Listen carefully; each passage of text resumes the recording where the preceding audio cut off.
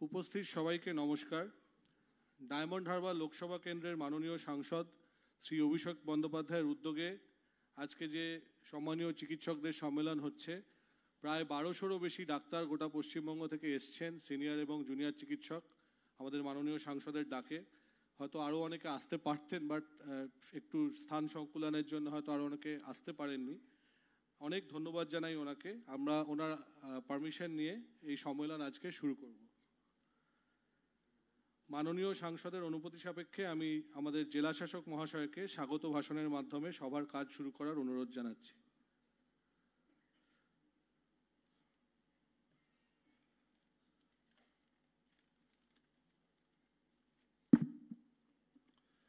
সবাইকে নমস্কার।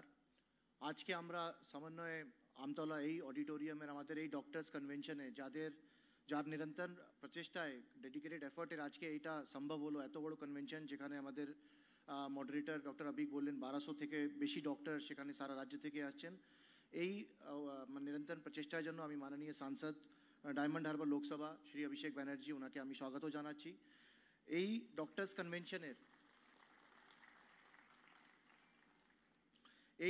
কনভেনশনের আমাদের সঙ্গে উপস্থিত রয়েছেন honourable MOS transport Shri Dilip Mondal, উপস্থিত রয়েছেন শ্রী অশোক দেব MLA বজবজ, উপস্থিত রয়েছেন MLA মিটিয়া ব্রুজ শ্রী আব্দুল খালিক মোল্লা, উপস্থিত রয়েছেন MLA ডায়মন্ড হারবার শ্রী পন্নালাল হালদার, উপস্থিত রয়েছেন MLA সাতগাছিয়া মোহন চন্দ্র নস্কর, MLA ফলতা শ্রী শঙ্কর কুমার নস্কর, MLA ক্যানিং পূর্ব শ্রী শওকত মোল্লা, উপস্থিত রয়েছেন পূর্ত কর্মাধ্যক্ষ আমাদের জাহাঙ্গীর খান, উপস্থিত রয়েছেন কর্মাধ্যক্ষ সোমাশ্রী বেতাল, কর্মাধ্যক্ষ শিক্ষা রায় এবং সচিন নস্কর ম্যাডাম কর্মাধ্যক্ষ উপস্থিত রয়েছেন। তার সঙ্গে আমাদের principal diamond Harbour medical college and hospital, তার সঙ্গে MSVP diamond Harbour medical college and hospital, CMOH diamond Harbour, CMOH south 24 Pargana, আমাদের SP ডায়মন্ড হারবার PD উপস্থিত রয়েছেন, আমাদের ADM সাহেবজান উপস্থিত রয়েছেন, আমাদের এডিশনাল সাহেব উপস্থিত রয়েছেন, SDO ডায়মন্ড হারবার, SDO আলিপুর উপস্থিত রয়েছেন। তার সঙ্গে আমাদের যারা আজকে সিনিয়র ডক্টরস প্রায় 1200 থেকে বেশি ডক্টর বিভিন্ন রাজ্য থেকে আজকে এই কনভেনশনে এসেছেন টু মেক ইট সাকসেসফুল। আমি আপনাদের সকলকে, তার সঙ্গে যে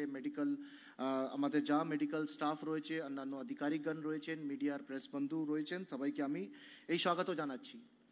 আমাদের মাননীয় সাংসদের প্রচেষ্টায় এখানে যা আমি ইনফ্রাস্ট্রাকচার নিয়ে জাস্ট এক টুটি কথা বলবো।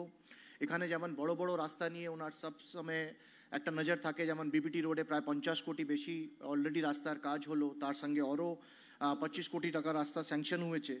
জল জমা থাকার জন্য সবসময় প্রবলেম থাকতো, সেখানে নিবারণ দত্ত রোড নিয়ে প্রায় 20 কোটি টাকা কাজ স্যাংশন হলো। তার সঙ্গে প্রায় 22 কোটি টাকা নিয়ে KP মন্ডল রোড, আমরা যেখানে রয়েছি এখানে বড় কচেরি মন্দির একটা, হয়তো আমরা সকলেই ওখানে গেছি, আদারওয়াইজ আমরা শুনেছি, সেইখানে তার একটা রেনোভেশনের আবার নতুন করে স্টলস, আরও যারা ভক্তরা আসবে তাদের জন্য ফ্যাসিলিটিস, তার জন্য waiting room, toilet, drinking water, এই সবের জন্য প্রায় 5 কোটি টাকা বেশি ওনার উদ্যোগে এই স্কিমগুলো নেওয়া হয়েছে। এর সঙ্গে প্রায়োরিটিতে সবসময়ই খাবার জল, আমরা জানি একটা আমাদের প্রজেক্ট চলছে, সেখানে জল স্বপ্ন আমাদের যে PHE দফতরে জল, বড় বড় স্কিম, ফলতা মথুরাপুর স্কিম, কিন্তু তার সঙ্গে আর একটা স্কিম অগমেন্টেশন স্কিম, তার প্রায় 500 কোটি টাকার স্কিম, সেখানে বজবজ 2, বজবজ 1 মায়াপুর GP এবং বিষ্ণুপুর 2 ব্লক, এই দুটো ব্লক আর একটা GPর জন্য। তার সঙ্গে ডায়মন্ড হারবার পৌরসভার জন্য অলরেডি ডিপ টিউবওয়েল অ্যান্ড একটা বড় প্রজেক্ট, সেটা নাকি প্রায় আমাদের ডোঙ্গরিয়া থেকে সেই জলটা আসবে, সেই প্রায় DPR স্টেজে প্রায় স্যাংশনের দিকেই প্রায় 180 কোটি টাকা প্রজেক্ট রয়েছে ডায়মন্ড হারবার পৌরসভার। জল ড্রিঙ্কিং ওয়াটারের প্রবলেমকে পার্মানেন্টলি এটা সলভ করবে। ওনার প্রচেষ্টায় trans municipal water supply project, যেটা প্রায় 350 কোটি টাকা, মহেশতলা, বজবজ, পুজালি পৌরসভাকে প্রায় 40 MGD জল, সেই পুজালি, এই 3টে পৌরসভায় কিন্তু 2040 অবধি জলের কোনো অসুবিধা এই প্রজেক্টের এই জন্য হবে না। এবার আজকে যে ডক্টরস কনভেনশনে আপনারা এসছেন এত দূর থেকে, আজকে নিশ্চয়ই এখানে একটা কি আইডিয়া রয়েছে, একটা কিছু প্ল্যান অফ অ্যাকশন, কিছু ডিসকাশন রয়েছে। আমি ওখানে খুব বেশি কিছু বলবো না, তার জন্য গ্রাউন্ড ওয়ার্ক মাননীয় সাংসদের ডাইরেকশনে ground work has been going on for long. এবার আপনারাই দেখবেন এটা কি অ্যাম্বিশিয়াস প্ল্যান রয়েছে অ্যান্ড কীভাবে এই প্ল্যানটা, এই ডিটেলস প্লাস এই সব we will wait for just some more time to hear it from the honourable member of parliament himself. আপনাদের সকলকে আরেকবার আমি স্বাগত জানিয়ে বক্তব্য শেষ করছি। Thank you. মাননীয় জেলা শাসক মহাশয়কে অনেক ধন্যবাদ। আমরা মাননীয় সাংসদের অনুমতি নিয়ে আমরা প্রোগ্রামে আগে এগোতে থাকবো। প্রথমেই আপনাদেরকে একটা প্রেজেন্টেশন আমি দেখাবো যে গত 5-6 বছরে কোভিডের সময় থেকে এখন অবধি ডায়মন্ড হারবার লোকসভায় আমাদের মাননীয় সাংসদের উদ্যোগে আমরা কি কি কাজ করতে পেরেছি।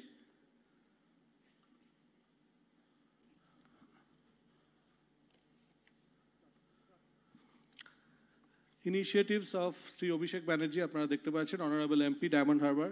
নেক্সট, আপনারা সবাই জানেন, আমি জাস্ট স্লাইডটা রিড আউট করার কোনো দরকার নেই, যে আমাদের মাননীয় সাংসদের উদ্যোগে who is a visionary leader এবং বহুবার বহু ক্ষেত্রে যে কোনো মেডিকেল উদ্যোগ বলুন, স্বাস্থ্যক্ষেত্রে যে কোনো উদ্যোগ বলুন, প্রত্যেকটা ব্যাপারে দাদা কিন্তু এগিয়ে এসছেন এবং নানা রকমভাবে ডায়মন্ড হারবার এবং ডায়মন্ড হারবারের সামগ্রিক যে লোকসভা এরিয়া তার বাইরেও প্রত্যেকটা জায়গায় হেলথের ব্যাপারে অনেক ভিশনারি প্ল্যানস উনি নিয়েছেন। আমি আসছি আমাদের স্লাইডে। নেক্সট, আমি প্রথমেই এই কাটিংসগুলো দেখাচ্ছি একটাই কারণ আপনারা জানেন যে কোভিডের থাবার মধ্যে যখন গোটা আমাদের পৃথিবী আক্রান্ত ছিল, সেই সময় ডায়মন্ড হারবার লোকসভা কেন্দ্রে প্রথম আমাদের শুধু ডায়মন্ড হারবার বা আমাদের ডিস্ট্রিক্ট বা আমাদের রাজ্যে নয়, গোটা ভারতবর্ষে প্রথম যে ডক্টর অন হুইলস চালু হয়েছিল সেটা আমাদের মাননীয় সাংসদ অভিষেক বন্দ্যোপাধ্যায়ের উদ্যোগেই।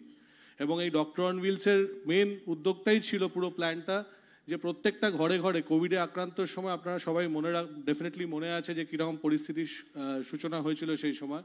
প্রত্যেকের বাড়িতে বাড়িতে গিয়ে যে ইন্ডিভিজুয়াল টেস্টিং থেকে শুরু করে প্রিভেন্টিভ মেজার্সগুলো যে মানুষকে বোঝানো, এই ডক্টর অন হুইলসের যে ইনিশিয়েটিভটা, এটা ডায়মন্ড হারবারের গণ্ডি ছাড়িয়ে, পশ্চিমবঙ্গের গণ্ডি ছাড়িয়ে ন্যাশনাল লেভেলে সবাই আলোচনা করেছিল, আপনারা সবাই মনে রাখবেন। তো সেইটার জন্য আমি এই স্লাইডটা দিয়েছি। এবং আপনারা জানেন আমি ওখানে লিখেছি যে maximum number of testing in a day, record number of testing in one day, আপনারা সবাই নিশ্চয়ই মনে রেখেছেন, এই ডায়মন্ড হারবার লোকসভা কেন্দ্রেই হয়েছিল। আমাদের মাননীয় সাংসদকে অনেক অনেক ধন্যবাদ এই উদ্যোগ নেওয়ার জন্য। নেক্সট, কয়েকটা ছবি আছে, আপনারা কোভিডের সময় যে কাজগুলো আমাদের ডাক্তাররা আমরা করেছিলাম, এখানে অনেক ডাক্তাররা আছেন যারা ছিলেন, আমরা সবাই ছিলাম, সেই ছবিগুলো আমরা তুলে ধরেছি। নেক্সট, এই ডক্টর অন হুইলসের যে কর্মসূচিটা ছিল সেই ব্যাপারটাই আরেকবার দেখানো হয়েছে।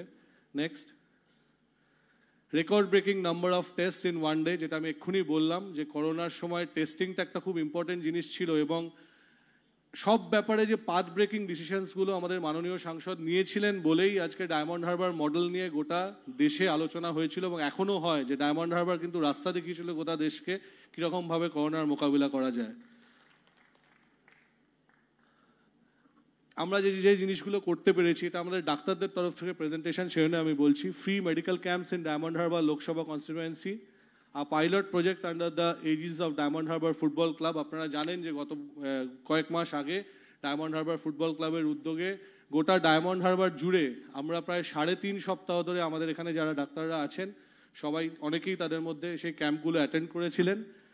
দেয়ার was free health check up camp by doctors, free medicine distribution. Camp তো আমরা সবাই করি, কিন্তু প্রত্যেকটা মানুষ যারা এসেছিলেন সেই ক্যাম্পে আমাদের ডাক্তারদের তরফ থেকে আমাদের মাননীয় সাংসদের উদ্যোগে ফ্রিতে মেডিসিন ডিস্ট্রিবিউশন করা হয়েছে। এটা একটা বিরাট উদ্যোগ, প্রত্যেকটা মানুষ কিন্তু ওষুধ পেয়েছেন। রেফারেল অ্যান্ড ফলো আপ, আমি এখানে জাস্ট একটা ছোট্ট ঘটনা বলি। আমার এখনো মনে আছে যে একটা পার্টিকুলার ক্যাম্পে, মানে আমরা তো ক্যাম্প করে চলে আসার পর ফলো আপটা সবাই সবসময় করতে পারে না, এই ক্যাম্পগুলোর ক্ষেত্রে প্রত্যেকটা পেশেন্টকে ফলো আপ করা হয়েছিল এবং কিছু কিছু পেশেন্টদের যাদের সুপার স্পেশালিটি ফলো আপের দরকার ছিল, আমার এখনও মনে আছে একটা পার্টিকুলার পেশেন্টের কথা বলি, একটা অবস্ট্রাক্টেড হার্নিয়া হয়েছিল, সেই পেশেন্টকে ফলো আপ করে ডায়মন্ড হারবার মেডিকেল কলেজে নিয়ে গিয়ে, এখানে ডায়মন্ড মেডিকেল কলেজের প্রিন্সিপাল সুপার সবাই আছেন, নিয়ে গিয়ে সেখানে তার ট্রিটমেন্ট করিয়ে তাকে সুস্থ করে ফেরত দেওয়া অবধি পুরো ফলো আপটা কিন্তু করা হয়েছিল সেই ক্যাম্পে। এটাই হচ্ছে হোলিস্টিক ট্রিটমেন্ট, পুরোপুরি অ্যাপ্রোচ। তো এরকম ভিশনারি লিডার না থাকলে, যে এই উদ্যোগগুলো নেবে, আমাদের ডাক্তারদেরও আনন্দ লাগে যে এই কাজগুলো করার জন্য, যে একটা রুগীকে সম্পূর্ণ সুস্থ করার জন্য। অনেক ধন্যবাদ মাননীয় সাংসদকে। 10,000-এর বেশি পপুলেশন বেনিফিটেড হয়েছিল, আমরা কয়েক মাস আগেই করেছিলাম, আপনারা জানেন এই ক্যাম্পগুলো। নেক্সট, আপনারা কয়েকটা কোলাজ দেখতে পাচ্ছেন মেডিকেল ক্যাম্পগুলো যেগুলো করা হয়েছিল ডায়মন্ড হারবার এলাকায়। পাথর প্রতিমা ব্লক, বিষ্ণুপুর, অনেকগুলো আছে, ছোট কয়েকটা জাস্ট দেওয়া হয়েছে। ভাদুরা অঞ্চল, ডায়মন্ড হারবার 2 ব্লক, বিষ্ণুপুর 2, জুলপিয়া, এগুলো জাস্ট কোলাজ করা হয়েছে। নেক্সট, ফাইনালি যে কথাটা আজকে আমরা ডাক্তাররা সব থেকে বেশি শুনতে চাই, সেই কথাগুলোই আমি বলছি, কারণ আমি মাননীয় সাংসদের সঙ্গে এই যে কর্মসূচি হয়েছে এর আগে আমি আমার পার্সোনালি এবং আমার যারা প্রত্যেক যে ডাক্তার যারা আছেন তারা যুক্ত ছিলাম। রেসপেক্ট ফর দ্য ফ্র্যাটার্নিটি এটা প্রচণ্ড দরকার। একজন মানুষ, মাননীয় সাংসদ, তিনি প্রত্যেকটা ডাক্তারকে কীরকমভাবে রেসপেক্ট করেন সেটা আমরা আগেও দেখেছি, এখনও দেখছি। আমাদের ডক্টরস কনভেনশনের আজকে মূল ব্যাপারটাই হচ্ছে যে এই রেসপেক্ট ফর দ্য ফ্র্যাটার্নিটি, এটা আমরা মাননীয় সাংসদের কাছ থেকে অসম্ভবভাবে পেয়েছি, অনেক ধন্যবাদ তাকে। পজিটিভ থিঙ্কিং, কি করে একটা জিনিসকে, হয়তো একটা জিনিস পার্টিকুলারলি করতে গেলে কিছু হার্ডলস আসছে, কি করে পজিটিভ থিঙ্কিং নিয়ে এগিয়ে নিয়ে যাওয়া যায় বা গাইড করা যায়।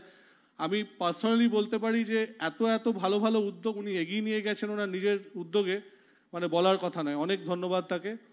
Motivating the juniors, junior doctor আজকে অনেকে এসছেন গোটা পশ্চিমবঙ্গ থেকে।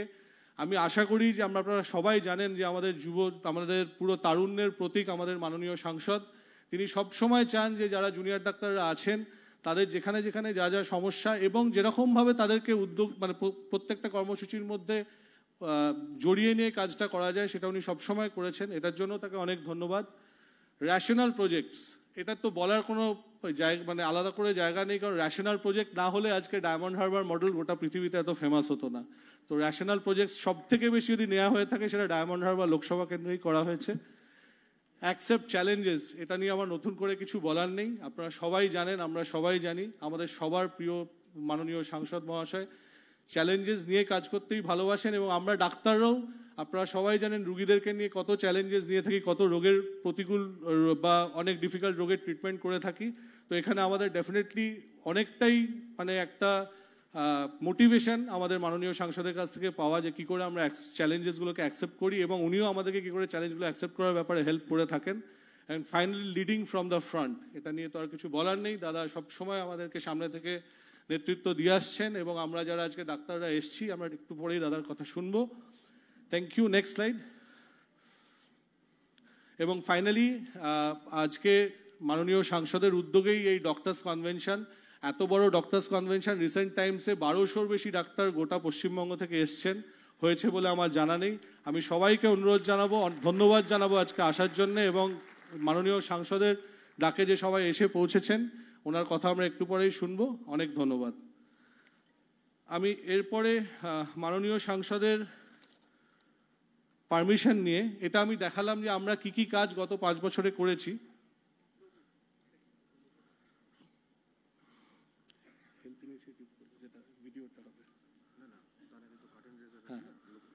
আমি মাননীয় সাংসদ মহাশয়ের অনুমতি নিয়ে আজকের প্রোগ্রামের একটা কার্টেন রেজার প্রোগ্রাম আছে, তো স্যারকে অনুরোধ জানাবো যে কার্টেন রেজার প্রোগ্রামটা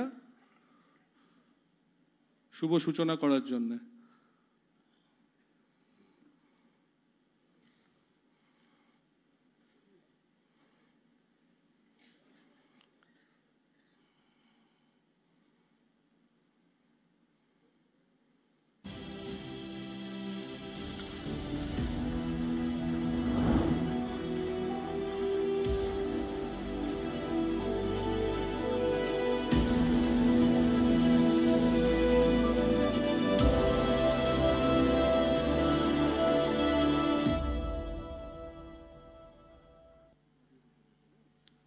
অনেক অনেক ধন্যবাদ আমাদের মাননীয় সাংসদকে। আমাদের নতুন এই প্রজেক্টটার ব্যাপারে আমরা শুনবো একটু পরেই। আমরা জাস্ট কার্টেন রেজার প্রোগ্রামটা করলাম। আমরা একটা অডিও ভিজুয়াল প্লে করব এবারে। আপনারা নিশ্চয়ই সবাই জানতে চাইছেন, সবার মনে একটা জিজ্ঞাসা আছে যে এটা এই পুরো প্রজেক্টটা কি নিয়ে, সেই ব্যাপারে আমরা একটা অডিও ভিজুয়াল প্লে করব, সবাই একটু দেখবেন। সবার উপরে মানুষ সত্য, তাহার উপরে নয়, মানুষ প্রমাণ করে দিয়েছে। আমি আজকে যেখানে যেটুকু মানুষের কাছে কাজ করার সুযোগ পাচ্ছি পুরোটাই আপনাদের জন্য। বাংলার স্বার্থে কাজ করব, এমন মনোভাব নিয়ে কাজ করব যেখানে ধর্মের ভেদাভেদ নয়, রাজনৈতিক কাদা ছোড়াছড়ি নয়, যেখানে গঠনমূলক কাজই হবে শেষ কথা। প্রতিকারের চেয়ে প্রতিরোধ ভালো। এই জীবন গ্রহণ পর্যায়ে চিকিৎসা পরিষেবা পৌঁছে দিতে মাননীয় সাংসদ শ্রী অভিষেক বন্দ্যোপাধ্যায় ডায়মন্ড হারবারে একাধিক যুগান্তকারী উদ্যোগ গ্রহণ করেছেন। আমাদের কাছে আপনাদের এক একটা প্রাণ মণিমুক্তের মতো। আর সেই জন্যই তিনি ডায়মন্ড হারবার বাসীর জন্য vaccination on wheels doctors on wheels, rapid antigen test, বিনামূল্যে স্বাস্থ্য পরীক্ষা শিবিরের মতন একাধিক স্বাস্থ্য সম্পর্কিত উদ্যোগ গ্রহণ করেছিলেন। ভ্যাকসিনেশন অন হুইলস, তার নেতৃত্বে ডায়মন্ড হারবার পৌরসভা রেকর্ড সময় 100% ভ্যাকসিনেশন সুনিশ্চিত করেছে। 43,000-এরও বেশি যোগ্য বাসিন্দাদের টিকা প্রদান করেছে। ডক্টরস অন হুইলস, মাননীয় অভিষেক বন্দ্যোপাধ্যায় এই উদ্যোগের সূচনা করেছিলেন ডায়মন্ড হারবারের 5টি ব্লকের রোগীদের দ্রুত চিকিৎসা সহায়তা প্রদানের লক্ষ্য নিয়ে। কোভিড-19 মোকাবিলায় 26 জন চিকিৎসকের একটি দল সময় মতো পরিষেবা নিশ্চিত করেছিলেন। র্যাপিড অ্যান্টিজেন টেস্টিং ড্রাইভ, স্বামী বিবেকানন্দের জন্মদিন উপলক্ষে একদিনে রেকর্ড সংখ্যক 53,202টি টেস্টের আয়োজন হয়। বিনামূল্যে স্বাস্থ্য পরীক্ষা শিবির, তার উদ্যোগে ডায়মন্ড হারবার ফুটবল ক্লাব বিনামূল্যে স্বাস্থ্য পরীক্ষা শিবির আয়োজন করে, যেখানে দুস্থ মানুষের জন্য স্বাস্থ্য পরামর্শ এবং জরুরি ওষুধ প্রদান করা হয়। আমি মনে করি দক্ষিণ কলকাতা যদি আমার জন্মভূমি হয়, দক্ষিণ 24 পরগনা আমার কর্মভূমি। মাননীয় সাংসদ অভিষেক বন্দ্যোপাধ্যায় আগামী দিনগুলোতে এই প্রচেষ্টাগুলিকে এগিয়ে নিয়ে যাওয়ার জন্য প্রতিশ্রুতিবদ্ধ এবং সেবাশ্রয় উদ্যোগটির মাধ্যমে তিনি সকলের ঘরে স্বাস্থ্য পরিষেবা পৌঁছানোর লক্ষ্য স্থির করেছেন। 2025 সালের 1 জানুয়ারি থেকে ডায়মন্ড হারবারের 7টি বিধানসভা কেন্দ্রে সেবাশ্রয়ের স্বাস্থ্য শিবিরগুলি আয়োজন করা হবে। সকলের কাছে সঠিক স্বাস্থ্য পরিষেবা পৌঁছে দেওয়াই এই উদ্যোগটির মূল লক্ষ্য। ক্রমপর্যায় ও সময়সূচি, স্বাস্থ্য শিবিরগুলি 7টি বিধানসভা আসনের মধ্যে ক্রমান্বয়ে অনুষ্ঠিত হবে। ডায়মন্ড হারবার, ফলতা, সাতগাছিয়া, বিষ্ণুপুর, বজবজ, মহেশতলা, মেটিয়াবুরুজ। 7টি বিধানসভা কেন্দ্রের প্রত্যেকটিতে 10 দিনের স্বাস্থ্য শিবিরের আয়োজন করা হবে। যারা পূর্বের শিবিরগুলিতে উপস্থিত ছিলেন না বা যাদের ফলো আপের প্রয়োজন, তাদের জন্য আরও 5 দিনের মেগা ক্যাম্প হবে। একটি সর্বাঙ্গীন 75 দিনের কর্মসূচি আয়োজিত হবে। নির্দিষ্ট পরিষেবা সমূহ এই স্বাস্থ্য শিবিরগুলি বিভিন্ন রকমের উন্নত স্বাস্থ্য পরিষেবা প্রদান করার উদ্দেশ্যে সাজানো হয়েছে। স্বেচ্ছাসেবকদের সহায়তায় এই ডেস্কে রোগীদের ডিজিটালভাবে রেজিস্টার করতে হবে এবং একটি বুকলেট ও ইউনিক টোকেন আইডি সংগ্রহ করতে হবে। ডাক্তার চেক আপ, প্রত্যেক রোগী চিকিৎসারত ডাক্তারের কাছ থেকে পরামর্শ পাবেন। প্রতিটি ক্যাম্পে অন্তত 2 জন বিশেষজ্ঞ ডাক্তার উপস্থিত থাকবেন। 800-এরও বেশি জন ডাক্তার এই উদ্যোগে অংশগ্রহণ করবেন। ভিজিটার হেল্প ডেস্ক, চিকিৎসকের পরামর্শ নেওয়ার পর রোগীরা এই হেল্প ডেস্কে যাবেন। এখানে তাদের শারীরিক পরীক্ষার জায়গা, ফার্মেসি কিংবা রেফার করা হাসপাতাল সম্পর্কে অবহিত করা হবে। হেলথ ডায়াগনস্টিক টেস্ট, প্রত্যেকটা শিবিরে এই পরিষেবাগুলো থাকবে। রক্তচাপ, blood sugar, haemoglobin, malaria, dengue, ECG, body mass index, বিনামূল্যে ঔষধ বিতরণ। শিবিরগুলির মধ্যে থাকা ফার্মেসিস দ্বারা নির্ধারিত ঔষধ বিনামূল্যে সরবরাহ করা হবে। সংকটজনক রোগীদের জন্য রেফারেল পরিষেবা, রোগীর যদি জরুরি চিকিৎসার প্রয়োজন হয় তাদের উল্লিখিত 12টি হাসপাতালের মধ্যে একটিতে পাঠানো হবে, যার মধ্যে রয়েছে ডায়মন্ড হারবার মেডিকেল কলেজ ও হাসপাতাল, IPGMER অ্যান্ড SSKM হাসপাতাল, Bangur institute of neuroscience, MR Bangur হাসপাতাল, বিদ্যাসাগর স্ট্রিট জেনারেল হাসপাতাল, গার্ডেন রিচ সুপার স্পেশালিটি হাসপাতাল, কলকাতা মেডিকেল কলেজ ও হাসপাতাল, চিত্তরঞ্জন ন্যাশনাল মেডিকেল কলেজ ও হাসপাতাল, NRS মেডিকেল কলেজ ও হাসপাতাল, আরজিকর মেডিকেল কলেজ ও হাসপাতাল, জগন্নাথ গুপ্ত ইনস্টিটিউট অফ মেডিকেল সায়েন্স ও হাসপাতাল, ইনস্টিটিউট অফ নিউরোসায়েন্স, কলকাতা। একটি ডেডিকেটেড রেফারেল দল সকল রেফার করা রোগীদের জন্য স্বচ্ছ স্থানান্তর প্রক্রিয়া এবং ভর্তি প্রক্রিয়া সুনিশ্চিত করবে। হেল্প ডেস্ক এবং রিয়েল টাইম আপডেট, রোগীর উদ্বেগ ও প্রশ্নের উত্তর দিতে একটি নির্দিষ্ট হেল্প ডেস্ক থাকবে। সমস্ত কার্যক্রম এবং আপডেট অ্যাপে রেকর্ড করা হবে। যাতে স্বচ্ছতা এবং কার্যকারিতা বজায় থাকে। শিবিরের সময়সূচি: শিবিরগুলি প্রতিদিন সকাল 9টা থেকে বিকেল 5টা পর্যন্ত চালু থাকবে। যারা 5টার আগে লাইনে দাঁড়িয়েছেন তাদের সকলের চিকিৎসা করা হবে। শিবিরের পরিকাঠামো: সকল অংশগ্রহণকারীর বিশ্রাম এবং সুবিধার জন্য স্বাস্থ্য শিবিরে থাকবে প্রশস্ত বিশ্রামাগার, পরিষ্কার শৌচালয় এবং পানীয় জলের সুবিধা, হুইলচেয়ারের প্রবেশের সুবিধা। জনস্বাস্থ্য উন্নয়নে এবং ডায়মন্ড হারবারের সকল বাসিন্দাদের জন্য উন্নত স্বাস্থ্য পরিষেবা সহজলভ্য করার লক্ষ্যে সেবাশ্রয় উদ্যোগটি প্রতিজ্ঞাবদ্ধ। স্বাস্থ্য সংক্রান্ত যে কোনো সমস্যা তা যতই ছোট হোক না কেন অবহেলিত যেন না হয়।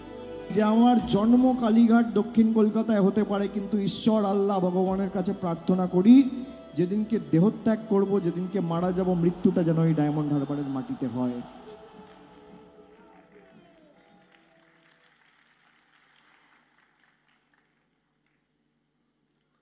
Thank you. আপনারা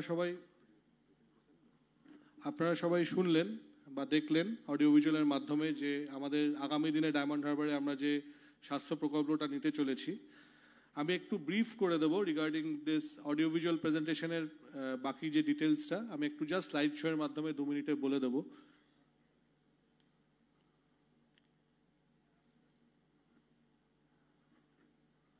নেক্সট স্লাইড। আপনারা সবাই দেখলেন যে এই নতুন যে ইনিশিয়েটিভটা হচ্ছে সেটার নাম দেওয়া হয়েছে সেবাশ্রয়। Next slide. সেবাশ্রয় একটি দুয়ারে স্বাস্থ্য শিবির কর্মসূচি আপনারা যেটা দেখতে পেলেন, যা ডায়মন্ড হারবারের সংসদীয় এলাকার সকল বাসিন্দার কাছে পেশাদার স্বাস্থ্য পরিষেবা বিনামূল্যে পৌঁছে দেওয়ার লক্ষ্য নিয়ে কাজ করবে। Next slide. আপনারা দেখলেন অডিও ভিজুয়ালে, আপনারা সবাই দেখছেন যে আমরা যে মেন জিনিস যেগুলো করতে চাইছি, একটা ডায়াগনস্টিক টেস্ট, চিকিৎসকদের পরামর্শ, তাৎক্ষণিক ওষুধ প্রদান এবং রেফারেল পরিষেবা। আপনারা দেখলেন যে 12টা হাসপাতালে রেফারেল পরিষেবা করা হবে। Next slide. ইন জিস্ট, সারসংক্ষেপে আমাদের পুরো যে কর্মসূচিটা ডায়মন্ড হারবারে হবে সেটার একটা পিক্টোরিয়াল রিপ্রেজেন্টেশন এখানে আছে। টোটাল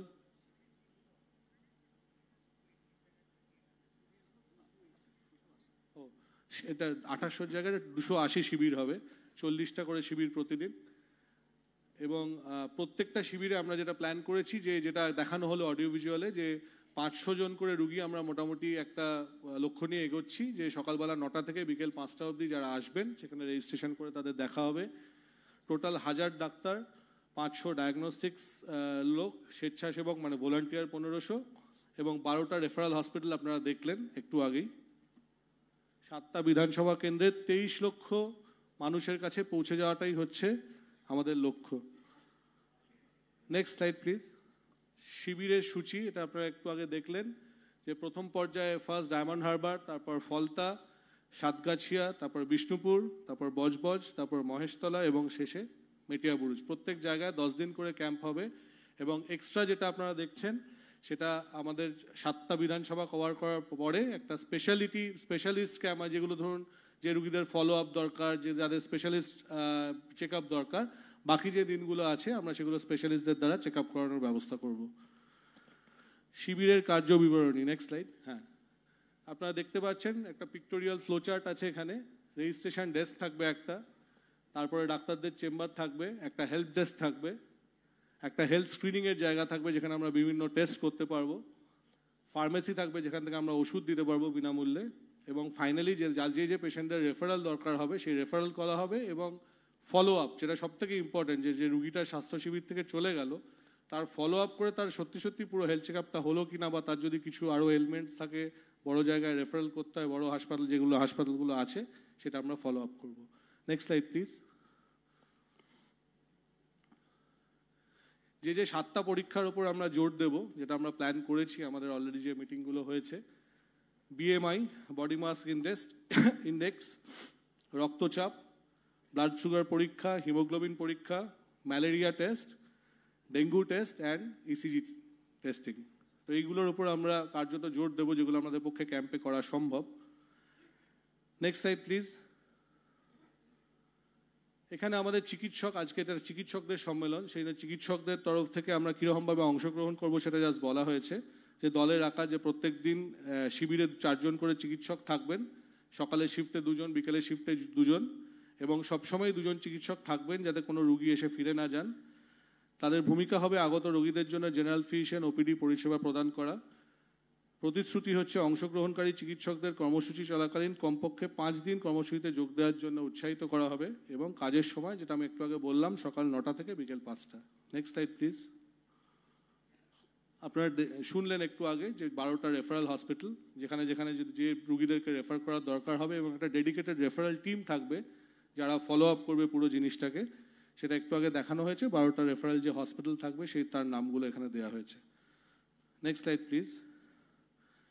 এছাড়াও যে মানুষদের হেল্প আমাদের লাগবে সেটা তারা হচ্ছে রেজিস্ট্রেশন স্বেচ্ছাসেবকগণ, যারা ভলান্টিয়ার্স, ডিজিটাল স্বেচ্ছাসেবকগণ মানে ডিজিটাল ভলান্টিয়ার্স যারা, সাধারণ ব্যবস্থাপনা স্বেচ্ছাসেবক মানে যারা জেনারেল ভলান্টিয়ার্স, এবং জরুরি পরীক্ষা। অনেক সময় দরকার হবে কিছু টেস্টিংয়ের জন্য, পার্টিকুলার টেস্টিংয়ের জন্য কিছু ভলান্টিয়ার্স দরকার হবে, সেই জরুরি পরীক্ষার স্বেচ্ছাসেবক। ধন্যবাদ সবাইকে এটা শোনার জন্যে, থ্যাংক ইউ। আমরা আশা করব যে আগামী দিনে যে 1 জানুয়ারি থেকে যে কর্মসূচি আমাদের মাননীয় সাংসদ গ্রহণ করছেন, আমাদের সামনে আজকে উনি কার্টেন রেজার করলেন, আমরা আরও শুনবো ওনার কাছ থেকে। তার আগে আমি এখানে মঞ্চে অনেকেই মাননীয় ব্যক্তি উপস্থিত আছেন আমাদের মাননীয় সাংসদের সঙ্গে, আমরা প্রত্যেকের কাছ থেকে অল্প করে একটু শুনে নেব। আমরা প্রথমেই মঞ্চে এখানে ডায়াসে অনুরোধ জানাবো আমাদের বজবজের মাননীয় এমএলএ মহাশয় মিস্টার অশোক দেব মহাশয়কে কিছু বলার জন্য। অশোক দেব।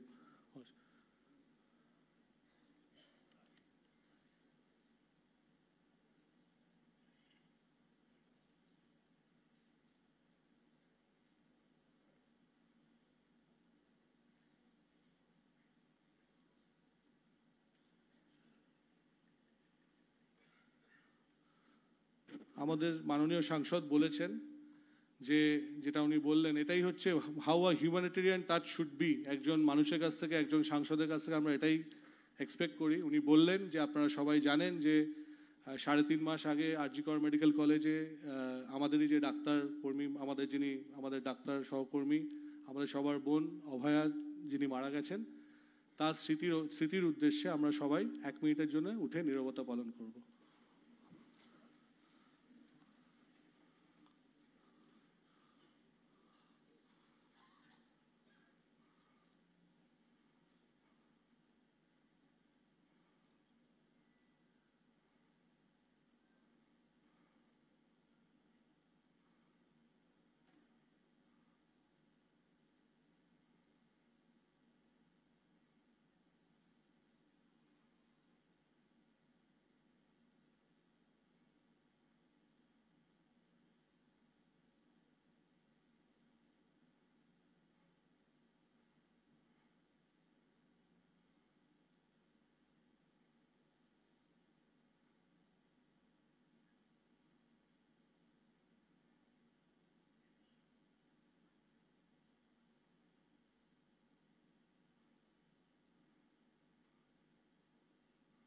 Thank you.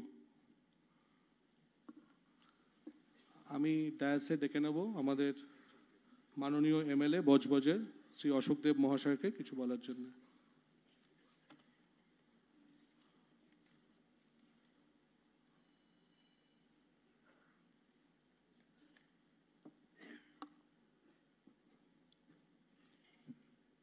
সবাইকে শুভেচ্ছা জানাচ্ছি। এটা পবিত্র সভা এবং ঐতিহাসিক সিদ্ধান্ত, ঐতিহাসিক কর্মকাণ্ড সবাই সামনে হাজির হয়েছি। আমি নিজেও ভাবতে পারছি না আমার অত্যন্ত প্রিয় সংসদ যে ঝুঁকি নিয়ে দায়িত্ব নিয়ে কাজ করছেন, সারা ভারতবর্ষে একটা নজির থেকে গেল। অনেক ডক্টর এখানে আছেন, তারা ডায়মন্ড বিধানসভা লোকসভা কেন্দ্রের 7টি বিধানসভা কেন্দ্রে আপনারা পরিষেবা দেবেন। এখানে আমাদের এমএলএ আছেন, মন্ত্রী আছেন, জেলা পরিষদ সদস্য টিএম আছেন, এসপি আছেন, সামনে বসে আছেন ডাক্তার এবং অন্যান্য সুধীবৃন্দ। প্রতিটা মানুষ যদি এইভাবে চিন্তা করে তাহলে কোনো অসুবিধা হতে পারে না। একটা বিরাট একটা ঝুঁকি আমরা নিই, এই যে ডাক্তার দেখানো, হাসপাতালে ভর্তি করা, ট্রিটমেন্ট করা, বাড়ি থেকে অ্যাম্বুলেন্সে নিয়ে যাওয়া, যে কত কষ্ট করে গ্রামের মানুষ যা আপনারা ভাবতে পারেন না। আমি গতকাল রাত্রেও 12টা 1টা হল আমি হাসপাতালে ডাক্তার জানি, আমি হাসপাতালে হাজির হই। আমি জানি মানুষকে ট্রিটমেন্ট দিতে হবে। আমার এমপি সেটা বুঝে শুনেই আজকে সিদ্ধান্ত দিয়েছেন ডায়মন্ড লোকসভা কেন্দ্রের সবাইকে সুরক্ষা দেওয়ার জন্য। এই যে প্রসেসটা, এই প্রসেস স্বাগত জানানো উচিত বলে আমি মনে করে থাকি। এবং যে ডাক্তারগুলো যারা আসবেন, যারা 7টা বিধানসভা কেন্দ্রে যে ডাক্তার আছে তারা তো থাকবেনই, প্লাস ওই আমাদের এমপি যাকে যাকে বলবে তারা আসবেন, সহযোগের চেষ্টা করবেন এবং লিঙ্ক করে যে কাজ করার চেষ্টা করবেন। মনে রাখবেন যে সমস্ত মেডিকেল কলেজ আছে কলকাতার বুকে, তাদের সহযোগিতা আমরা চাইব। এটা বড় অ্যাচিভমেন্ট। আমার বিশেষ বলার কিছু নেই। আমি গর্বিত, আনন্দিত। এটা তরুণ তুর্কি কম বয়সী একটা এমপি যে কাজ করেছে, আগামী দিনে তার রাজনীতির আমি প্রসার হোক, বড় হোক, উন্নতি করুক, মানুষের পাশে দাঁড়াক এবং তার চিন্তাধারা যেন এই ঘরের মধ্যে সীমাবদ্ধ না থাকে, এই চিন্তাধারা যেন চারিদিকে ছড়িয়ে পড়ে, এই আশা নিয়ে প্রত্যেককে আন্তরিক ধন্যবাদ জানিয়ে আপনারা সুন্দর মন নিয়ে, পবিত্র মন নিয়ে এটাকে সাহায্য করার চেষ্টা করবেন। শুভেচ্ছা ও নমস্কার।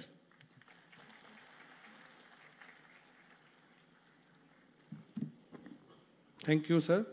আমরা এরপরে ডেকে নেব আমাদের মাননীয় এমএলএ মেটিয়া বুরুজ শ্রী আব্দুল খালেক মোল্লা স্যারকে, ছোট করে 1 মিনিটের মধ্যে কিছু আমাদের উদ্দেশ্যে বলার জন্য।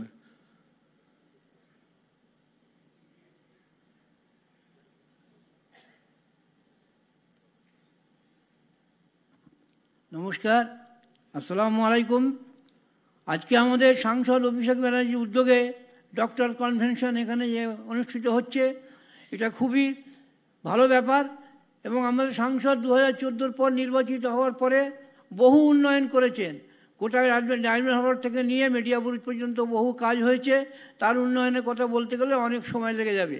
আমি শুধু একটি কথা বলবো, এই যে হেলথ চেক আপ ক্যাম্প যেটা করার পরিকল্পনা নেওয়া হয়েছে, এটা খুবই ভালো কাজ, খুবই মহৎ কাজ।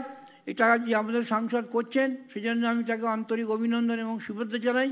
এবং একটা কথা বলি যে আমাদের সাংসদ হচ্ছে leader of the leaders. Paschimbangla যত ভারতবর্ষের লিডার আছে তার মধ্যে তিনি অন্যতম। সুতরাং তার কাজের আমরা সবসময় আলোচনা করি এবং সাধারণ মানুষ তার দ্বারা উপকৃত। আমি শুধু একটি কথা নিবেদন করব আমাদের মাননীয় সাংসদের কাছে, যে আমাদের মেটিয়া বুরুজের যে সময় দেওয়া হয়েছে, আমাদের 15ই ফেব্রুয়ারি শবে বরাত আরম্ভ হচ্ছে, আর মেটিয়া বুরুজ 80% মাইনরিটি মানুষ বাস করে। সেজন্য অনুরোধ করব অন্ততপক্ষে জানুয়ারি মাসের শেষে বা ফেব্রুয়ারির প্রথম দিকে আমাদের প্রোগ্রামটা যাতে হয়। ধন্যবাদ।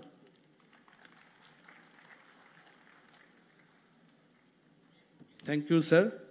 আমি এরপরে ডেকে নেব ডায়াসে আমাদের মাননীয় এমএলএ ডায়মন্ড হারবারের শ্রী পান্নালাল হালদার মহাশয়কে, ছোট করে আমাদের উদ্দেশ্যে কিছু বলার জন্য।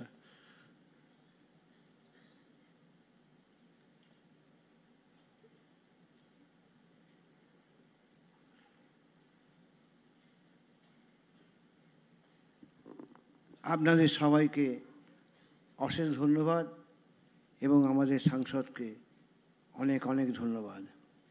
এই ধরনের একটা অনুষ্ঠান আমি আমার জীবনে কোনো দিন দেখিনি, যে ডাক্তারবাবুদের নিয়ে সাধারণ মানুষের জন্যে এমন সংগঠিত প্রচেষ্টা আমাদের অভিষেক ব্যানার্জি বলেই সম্ভব হয়েছে। সারা এশিয়ার মধ্যে, সারা ভারতবর্ষ নয়, সারা এশিয়ার মধ্যে অন্যতম শ্রেষ্ঠ এমপি। এবং আমরা বলতে বাধ্য যে অভিষেক ব্যানার্জি শুধু ডায়মন্ড হারবার নয়, পশ্চিমবাংলা নয়, ভারতবর্ষ নয়, ভারতবর্ষের বাইরেও ওনার এই সমস্ত কর্মকাণ্ড ছড়িয়ে দিয়েছেন। আমার গর্ব হয় আমি ডায়মন্ড হারবারের এমএলএ বলে, আর উনি ডায়মন্ড হারবার এমপি। যদিও 7টা কনস্টিটিউয়েন্সি আছে, কিন্তু তবু আমি গর্বিত আমার ডায়মন্ড হারবারের নামটা এর মধ্যে আছে। আমরা সবাই ওনার সঙ্গে সহযোগিতা করব, আমরা মাঠে যাব, আমরা প্রতিদিন উনি যে প্রোগ্রাম দেবেন তাই করব। এই বলে আমি আমার বক্তব্য শেষ করছি। নমস্কার। Thank you sir. আমি এরপরে ডেকে নেব আমাদের সাতগাছিয়ার মাননীয় এমএলএ মহাশয় শ্রী মোহনচন্দ্র নস্কর স্যারকে আমাদের উদ্দেশ্যে 2-4 কথা বলার জন্য।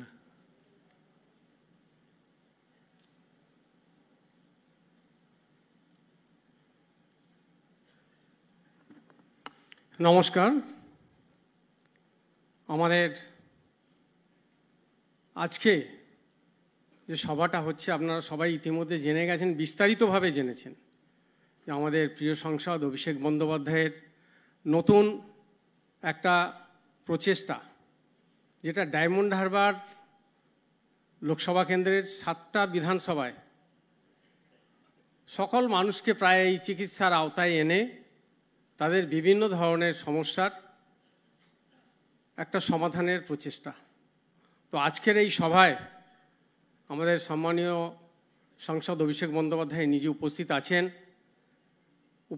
আছেন আমাদের পশ্চিমবঙ্গ সরকারের সম্মানীয় মন্ত্রী মহোদয় দিলীপ মণ্ডল মহাশয়, উপস্থিত আছেন আমাদের আরও 6-7 জন বিধায়ক, আমাদের ডায়মন্ড হারবারের পান্নাদা থেকে শুরু করে আমাদের শওকতদা ক্যানিং পূর্বের বিধায়ক, তিনি এখানে উপস্থিত আছেন আমাদের খালেক মোল্লা সাহেব মেটিয়াবুরুজ থেকে তিনি এসছেন, উপস্থিত আছেন আমাদের শঙ্করদা এবং আমাদের বর্ষিয়ান নেতা, আমাদের সবার নেতা বলা যায়, তিনি এখানে উপস্থিত আছেন আমাদের জেলা পরিষদের কর্মাধ্যক্ষ আমাদের জাহাঙ্গীর ভাই থেকে শুরু করে আমাদের ডিএম সাহেব উপস্থিত আছেন, এডিএম সাহেবরা উপস্থিত আছেন, এসডিও সাহেব উপস্থিত আছেন, জেলা পরিষদের আরও কর্মাধ্যক্ষরা উপস্থিত আছেন, আপনারা সবাই এখানে উপস্থিত আছেন।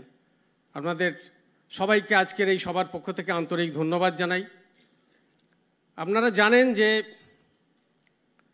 আমাদের মাননীয় সাংসদ অভিষেক বন্দ্যোপাধ্যায় তিনি নির্বাচিত হয়ে আসার পর ডায়মন্ড হারবার একটা মডেল লোকসভা কেন্দ্র, সারা ভারতবর্ষের কাছে এটা প্রমাণিত, নতুন করে বলার অপেক্ষা রাখে না। আমি নিজেই এই সাতগাছিয়া বিধানসভা থেকে নির্বাচিত হয়েছি। আমার সেই দিনটার কথা মনে পড়ে যেদিন আমাকে আমার সংসদ ডেকেছিলেন প্রার্থী পদ দেওয়ার জন্যে, এবং তিনি আমাকে ডেকে এই বিধানসভার টিকিটটা তিনি দিয়েছিলেন। তার জন্যে তার কাছে আমি নতমস্তকে প্রণাম সালাম সম্মান জানাই যে তিনি সেই দিন আমাকে ডেকে এই বিধানসভা কেন্দ্রের প্রার্থী হিসেবে ঘোষণা করেছিলেন। এবং তার আগে 98 থেকে আমি এই বিষ্ণুপুর 2 নম্বর ব্লকের সভাপতি ছিলাম। 3 বার সভাপতি থাকাকালীন আমি দেখেছি ইতিমধ্যে অনেক সংসদ, অনেক বিধায়ককে দেখেছি, কিন্তু এই রকম সংসদ আমি দেখিনি যে যিনি নিজে উদ্যোগ নিয়ে খোঁজ নিয়ে এলাকার কি সমস্যা আছে সেই কাজগুলো করে দেন।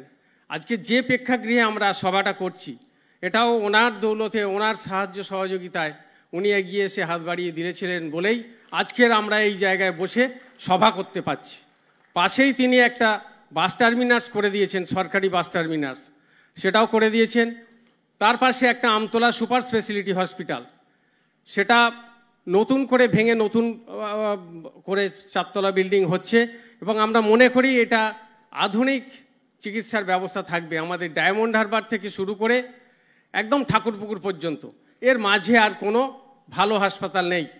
তাই আমরা আমাদের এমপি সাহেবকে অনুরোধ করেছি এটা যাতে অন্তত সদর সাব ডিভিশন হাসপাতাল হলে তাহলে আমরা এই মাঝখানে এই এলাকার বিস্তীর্ণ এলাকার মানুষকে আমরা আধুনিক সুযোগ সুবিধা, চিকিৎসার সুযোগ সুবিধা আমরা দিতে পারব। তারপরে আপনি তো শুনেইছেন আপনারা যে এমপি সাহেব কি কাজ করেন। ইতিমধ্যে আমাদের প্রায় 20 কোটি টাকা তিনি স্যাংশন করার ব্যবস্থা করে দিয়েছেন। এখানে ডিএম সাহেব বসে আছেন। আমাদের আমতলা থেকে বিবিরহাট মোড় 6 কিলোমিটার রাস্তা, খুবই অবস্থা খারাপ। বর্ষাকালে এত জল জমে, এত কথা শুনতে হয়েছে মানুষের, মানুষ ভীষণভাবে আমাদেরকে কটু কথা শুনিয়েছেন, কিন্তু এইখানে কোনো জনপ্রতিনিধির দোষ ছিল না। বিভিন্ন খালবিল বন্ধ হয়ে গেছে, রাস্তা সরু হয়ে গেছে, চারদিকে দোকানপাট হয়ে গেছে, রাস্তায় জল জমে গিয়ে একদম জীবন যন্ত্রণা শুরু হয়ে গেছিল। মাননীয় সাংসদ আমাদের সেই সমস্যার সমাধান করেছেন। তিনি 20 কোটি টাকা স্যাংশন দিয়েছেন এবং এই 6 কিলোমিটার রাস্তা পুরোটাই পেপার ব্লক হবে। প্রায় 35 থেকে 36 ফুট চওড়া হয়ে এখান থেকে বিবিরহাট মোড় পর্যন্ত 6 কিলোমিটার রাস্তা পেপার ব্লক হবে। আপনারা শুনেছেন ইতিমধ্যেই যে আমাদের বড় কাছারির মন্দির, দূর দূরান্ত দক্ষিণ 24 পরগনা শুধু নয়, কলকাতা সহ বিস্তীর্ণ এলাকার মানুষজন এখানে পূজা দিতে আসেন। সেইখানে তিনি মেন পুরো রাস্তার উপরে একটা গেট করে দিয়েছেন, বড় কাছারি গেট, এবং প্রায় 1 কিলোমিটার রাস্তা পাকা রাস্তা করে দিয়ে বড় কাছারিকে সুন্দর করে সাজিয়ে পুকুরটাকে সৌন্দর্যায়ন করা, ঘাট থেকে শুরু করে লাইটিং থেকে শুরু করে সব তিনি করে দিয়েছেন। এবং ওখানে ব্যবসায়ীরা যাতে বসতে পারেন, সুন্দরভাবে যাতে তারা ব্যবসা করতে পারেন, এবং যারা পূজা টুজা দেয়, যারা এইসব প্রসাদ নিয়ে আসছে, তারা যাতে ভালোভাবে বসে বিক্রি বাটা করতে পারে, তার জন্যে তিনি আরও নতুন উদ্যোগ নিয়েছেন। সেখানে তাদেরকে স্টল বানিয়ে দিচ্ছেন যাতে তারা স্থায়ীভাবে সেখানে বসে সমস্ত ব্যবসাপত্র তারা সেখানে করতে পারেন। তিনি আমাদের জয়রামপুর মন্দির করে দিয়েছেন, তার পেপার ব্লকের রাস্তা থেকে শুরু করে মন্দিরের গেট সৌন্দর্যায়ন। তিনি পীরতলা মাজার, না গেলে বোঝা যাবে না যে পীরতলা মাজার কোন জায়গায় ছিল আর আজকের কোন জায়গায় এসছে। তাছাড়াও 564 কোটি টাকা দিয়ে এখানে জলের প্রকল্প শুরু হয়েছে। আমার এই বিষ্ণুপুরে 11টা গ্রাম পঞ্চায়েতে 9খানা ট্যাঙ্ক নতুন করে হচ্ছে। সাতগাছিয়া মিলে 15খানা ট্যাঙ্ক নতুন করে জলের মানুষকে বাড়িতে পরিশুদ্ধ পানীয় জল পৌঁছে দেওয়ার জন্য পরিকল্পনা। ইতিমধ্যে তিনি ব্যবস্থা নিয়েছেন। আমি সাহেবকে রিকোয়েস্ট করেছিলাম যে বিবিরহাট থেকে জোকা এবং বাঁকড়াহাট থেকে একটা মহিষগড় পর্যন্ত বিস্তীর্ণভাবে জল জমে, এসডিও সাহেবও এসেছিলেন। আমরা অনেকভাবেই চেষ্টা করেছি, এখানে আইসি সাহেব, এসডিপিও সাহেব থেকে শুরু করে সবাই ছিলেন, কিন্তু আমরা সমাধান করতে পারিনি। খালের ওপরে ভীষণভাবে বাড়ি হয়ে গিয়ে সমস্ত জলপথ বন্ধ হয়ে গেছে। আমরা রিকোয়েস্ট করেছি সেটা যাতে সমাধান করে আমরা সেই কাজটা সম্পন্ন করতে পারি এবং ভেঙে দিয়ে যাতে নতুন করে খাল সংস্কার করতে পারি। এই রকম বলতে গেলে ঘন্টার পর ঘন্টা বলতে হবে। তিনি যেভাবে আমাদের এই পুরো ডায়মন্ড হারবার জুড়ে যে উন্নয়ন করেছেন, আগামী দিনেও তিনি আমাদের সাথে থাকবেন এবং উন্নয়নের যে কাজ সেগুলো আমরা পাবো। আমরা আমাদের অনেক চাহিদা আমরা আমাদের সাহেবকে দিয়ে আমরা সেই কাজগুলো করে নেব। আশু যে প্রকল্প আমাদের স্বাস্থ্যের উপরে, সেইটা যাতে আমরা সবাই একসাথে সার্থকভাবে করতে পারি, সুন্দরভাবে করতে পারি, তার জন্য আমাদের সর্বতভাবে চেষ্টা করতে হবে। আমরা সবাই আছি, সমস্ত জনপ্রতিনিধি আপনাদের সঙ্গে আছে এই অভিনব প্রকল্পকে সার্থক করার জন্যে। যেটুকখানি প্রয়াস, যেটুকখানি আমাদের দিক থেকে করার কথা আমরা সর্বতভাবে করব। এই কথা বলে আপনাদের সবাইকে আন্তরিক ধন্যবাদ জানিয়ে আমার কথা শেষ করলাম। নমস্কার। Thank you sir. আমরা এরপরে ডেকে নেব ডায়াসে আমাদের ফলতার মাননীয় এমএলএ শ্রী শঙ্কর কুমার নস্কর মহাশয়কে ছোট করে 1 মিনিটে একটু বলার জন্য।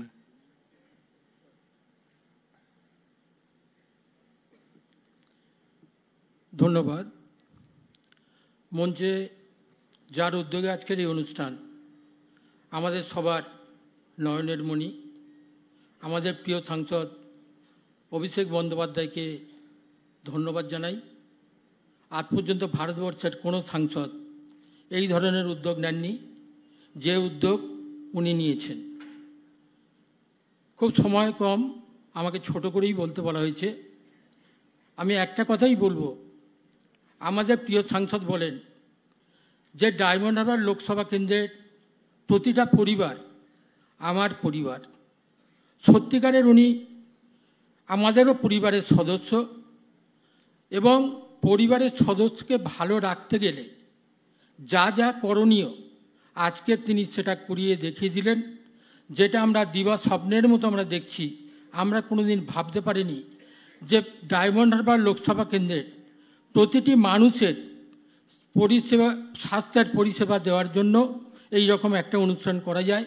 সেই জন্য ওনাকে মঞ্চে যারা উপস্থিত আছেন প্রত্যেককে যথাযোগ্য সম্মান, এবং আমার সম্মুখে যে সমস্ত জনপ্রতিনিধি এবং ডক্টররা উপস্থিত আছেন প্রত্যেককে যথাযোগ্য সম্মান জানিয়ে এবং এই অনুষ্ঠান করার জন্য মাননীয় সাংসদকে আর একবার ধন্যবাদ দিয়ে আমি আমার বক্তব্য শেষ করছি। ধন্যবাদ। Thank you sir. আমি এরপর ডেকে নেব আমাদের মাননীয় মন্ত্রী, minister of state, government of West Bengal, department of transport এবং বিষ্ণুপুরের এমএলএ মাননীয় দিলীপ মণ্ডল মহাশয়কে ছোট করে কিছু বলার জন্য।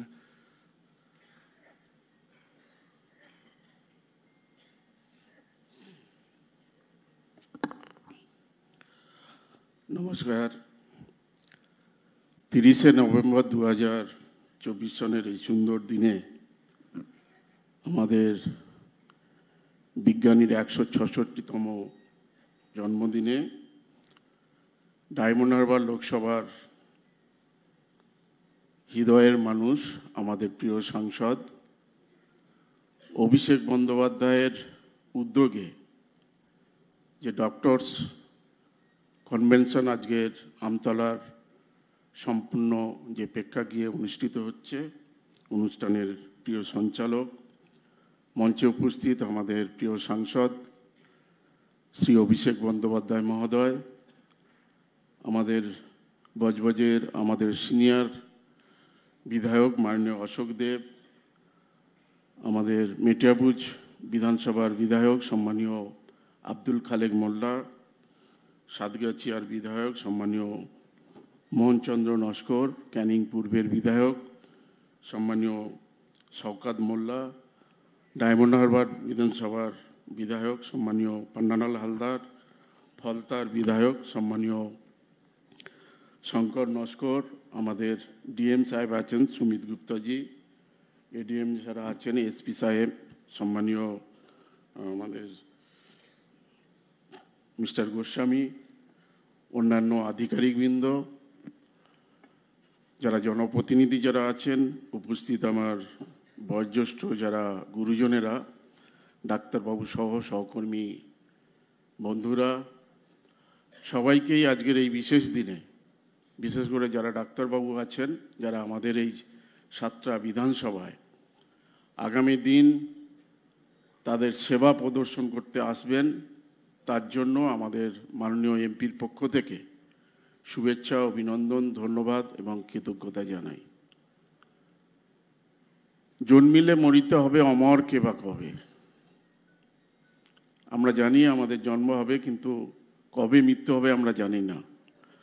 এবং স্বামী বিবেকানন্দ বলেছিলেন যে পৃথিবীতে জন্মগ্রহণ করাটা শেষ কথা নয়, আসা যাওয়া চলতে থাকে, আর এর মধ্যে দিয়ে ভালো কাজের দাগ রেখে যেতে হয়, সৃষ্টি করে যেতে হয়। মানুষ হয়তো একটা সময় চলে যাবেন, কিন্তু তার সৃষ্টি, তার কাজ মানুষ মনে রাখবে।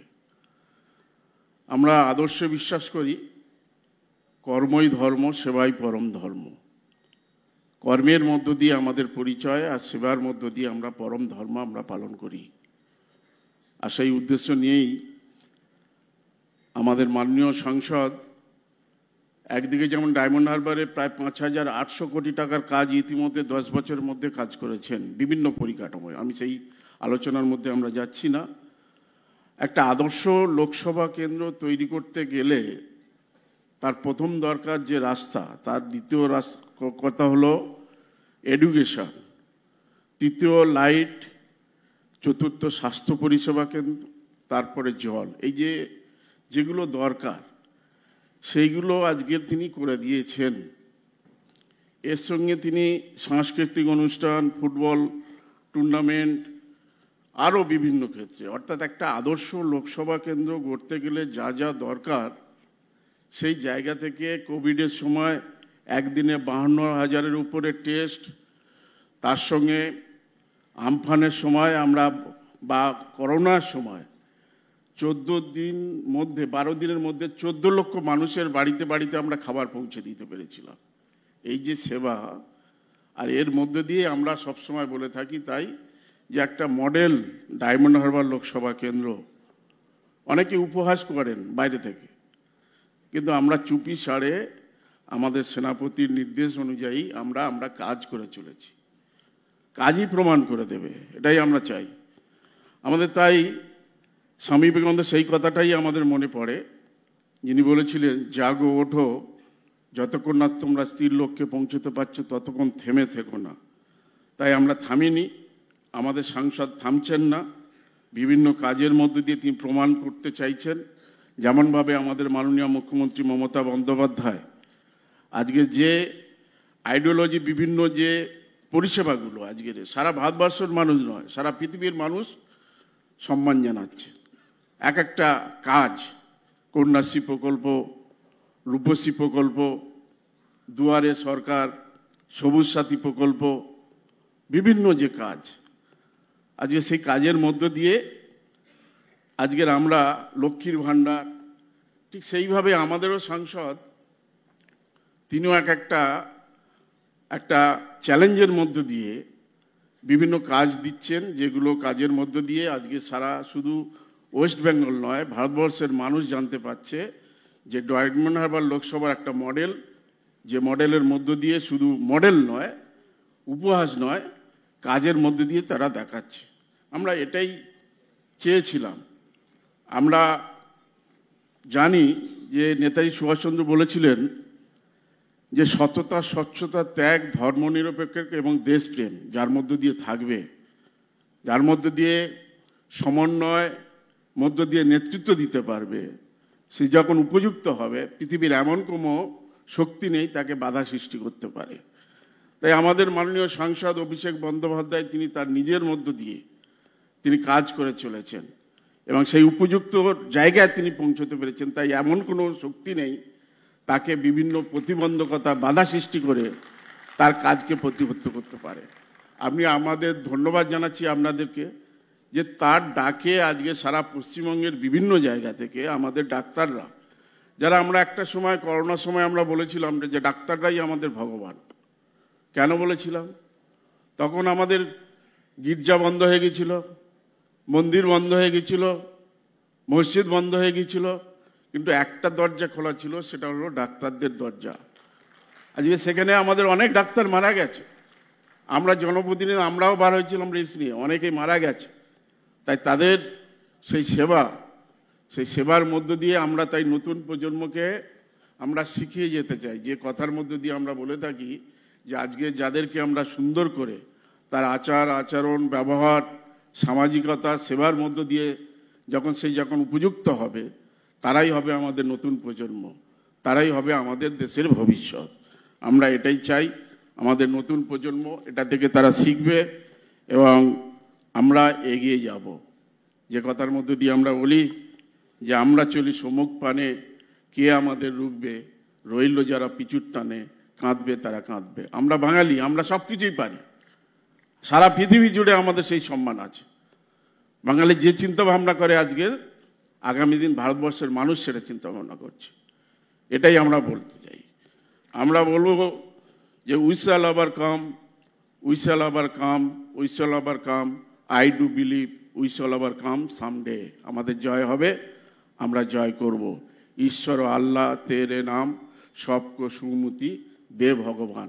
আমাদের নেতা যেমনভাবে নির্দেশ দেবেন, আমরা সেইভাবে আমাদের এই 7টা বিধানসভাতে প্রত্যেকটা জায়গায় আমরা যেমনভাবে করোনার সময়, আমফানের সময় আমরা বাড়ি বাড়ি পৌঁছে গিয়েছিলাম, সেই বাড়ি বাড়ি পৌঁছে যেত আমরা, হয়তো আমাদের অঞ্চলে 3টে করে জায়গায় এই ধরনের ক্যাম্প হবে এবং সেই ক্যাম্পে আমাদের গরিব মানুষ, যাদের আমরা অসহায় বলি, আমরা বলি যে সূর্যের মতো হব উজ্জ্বল, আকাশের মতো হব নির্মল, অসহায় মানুষের পাশে থেকে তাদের চোখের জল মুছিয়ে দিয়ে আমাদের কাজ আমরা করব। সবাইকে ধন্যবাদ জানিয়ে আজকের কনভেনশনের মধ্য দিয়ে সার্থক হবে, সাফল্য পাবে। ধন্যবাদ।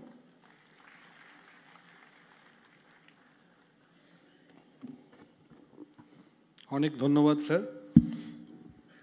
আজকে এই ডক্টরস কনভেনশন প্রায় 1200 ডাক্তার আমরা সম্মিলিত হয়েছি গোটা পশ্চিমবঙ্গ থেকে, এবং রিসেন্ট টাইমসের মধ্যে এত বড় ডাক্তারদের কনভেনশন, সম্মেলন 1200-র বেশি ডাক্তার পশ্চিমবঙ্গের প্রত্যেকটা প্রান্ত থেকে এসছেন।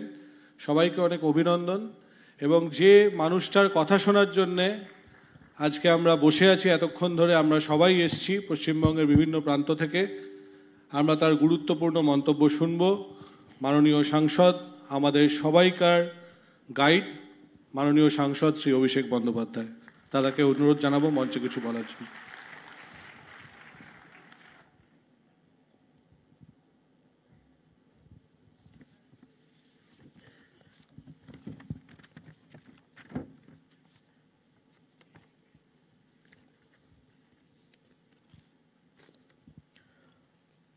নমস্কার।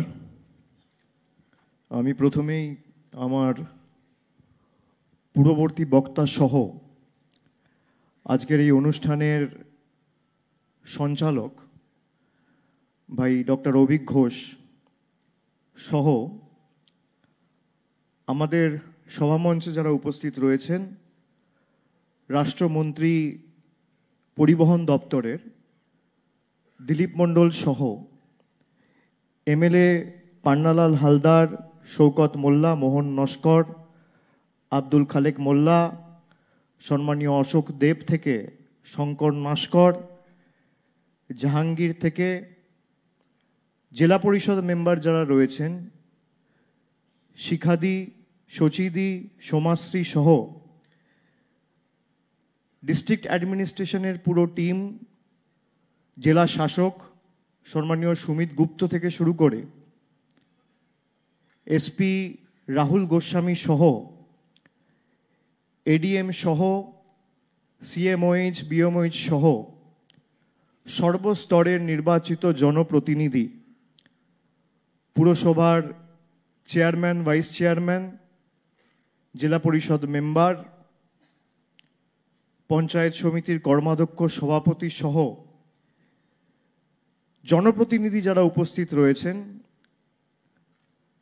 আমি তাদেরকে ধন্যবাদ জানাই। এবং বিশেষ করে ধন্যবাদ জানাই আমার ডাক্তার বন্ধুরা যারা আজকে আমার ডাকে বিভিন্ন জায়গা থেকে, বিভিন্ন জেলা থেকে, আমি গতকাল খবর পেয়েছি এমনকি জলপাইগুড়ি, আলিপুরদুয়ার, সুদূর কুচবিহার থেকেও আজকের মিটিং অ্যাটেন্ড করার জন্য আমার অনুজ জুনিয়র ডাক্তাররাও আজকের এই সভায় উপস্থিত হয়েছে। আমি সবাইকে করজোড়ে আমার নমস্কার, কৃতজ্ঞতা, অভিনন্দন, শুভেচ্ছা এবং অভিবাদন জানাচ্ছি। আমরা প্রথমে যখন এই কর্মসূচি নিয়ে আলোচনা শুরু করি এবং প্রাথমিকভাবে আমি যখন চিন্তা ভাবনা শুরু করি, আমি 4-5 জনের সাথে কথা বলেছিলাম, এমনকি এখানে সিনিয়র ডাক্তার রেজাউল করিমও আছেন, আমি তার সাথেও আলোচনা করেছিলাম। আমরা যখন ঠিক করেছিলাম আমরা একটা স্বাস্থ্য শিবির করব, যে স্বাস্থ্য শিবির প্রায় 23 লক্ষ লোকের কাছে স্বাস্থ্য পরিষেবা পৌঁছে দেবে, আমাদের কাছে সবথেকে বড় চ্যালেঞ্জ ছিল যে প্রত্যেকটা ক্যাম্পে অর্থাৎ শিবিরে যদি আমরা দুটো শিফটেও ডাক্তারবাবুদের অংশগ্রহণ করতে বলি, কেউ প্রাইভেট প্র্যাকটিস করে, কেউ সরকারে চাকরি করে, তারা সপ্তাহে হয়তো 2 দিনের বেশি সময় দিতে পারবেন না। সুতরাং 200-300 ডাক্তার হলে আমরা ভেবেছিলাম আমরা এই কাজটা সফল বা সার্থক করতে পারবো। কিন্তু পরবর্তী ক্ষেত্রে আমরা দেখি যে প্রায় 23 লক্ষ লোকের কাছে পৌঁছাতে গেলে একটা লোকসভার বিস্তীর্ণ এলাকা জুড়ে যদি আপনি দেখেন তাহলে একটা লোকসভাতে 2000 বুথ আছে এবং সেই 2000 বুথে প্রায় 23 লক্ষ 24 লক্ষ লোক থাকে এবং প্রত্যেকটা বিধানসভায় যদি আমরা 10 দিন করে একটা শিবির করি তাহলে খুব কম হলেও আমাদের 400 থেকে 500 ডাক্তার প্রয়োজন হবে। আমি প্রাথমিকভাবে যখন অভিক, অনির্বাণ এদের সবার সাথে কথা বলি, মিরাজ, রাজীব যারাই আমার সাথে প্রথম দফায় আলোচনা করেছিল, তারা বলেছিল দাদা এত ডাক্তার পাবো কোত্থেকে, সবাই তো ব্যস্ত। আমি বললাম আমার কি করতে হবে বলো। ওরা বললো দাদা আপনি একটা মিটিং ডাকুন, আপনার আহ্বানে যদি আসে তাহলে আমরা এটা সার্থক করতে পারবো। আমি সেদিনকে অভিককে বলেছিলাম তোমরা ডেট ঠিক করো, জায়গা ঠিক করো, আমি আসব। আমরা সেদিনকেই ঠিক করেছিলাম যে আমরা 30 তারিখে এই মিটিংটা করব। এবং কালকে রাত অবধি আমি যা খবর পেলাম যে 400 ছাপিয়ে, 500 ছাপিয়ে, 600 ছাপিয়ে, 1000 ছাপিয়ে 1200 ডাক্তার তাদের ডিটেলস আমাদেরকে পাঠিয়েছে এবং আজকে এই অডিটোরিয়ামে আমরা জায়গা দিতে পারিনি। এই কর্মসূচি অর্থাৎ সেবাশ্রয় শেষ হওয়ার পরে জানুয়ারি, ফেব্রুয়ারি, মার্চের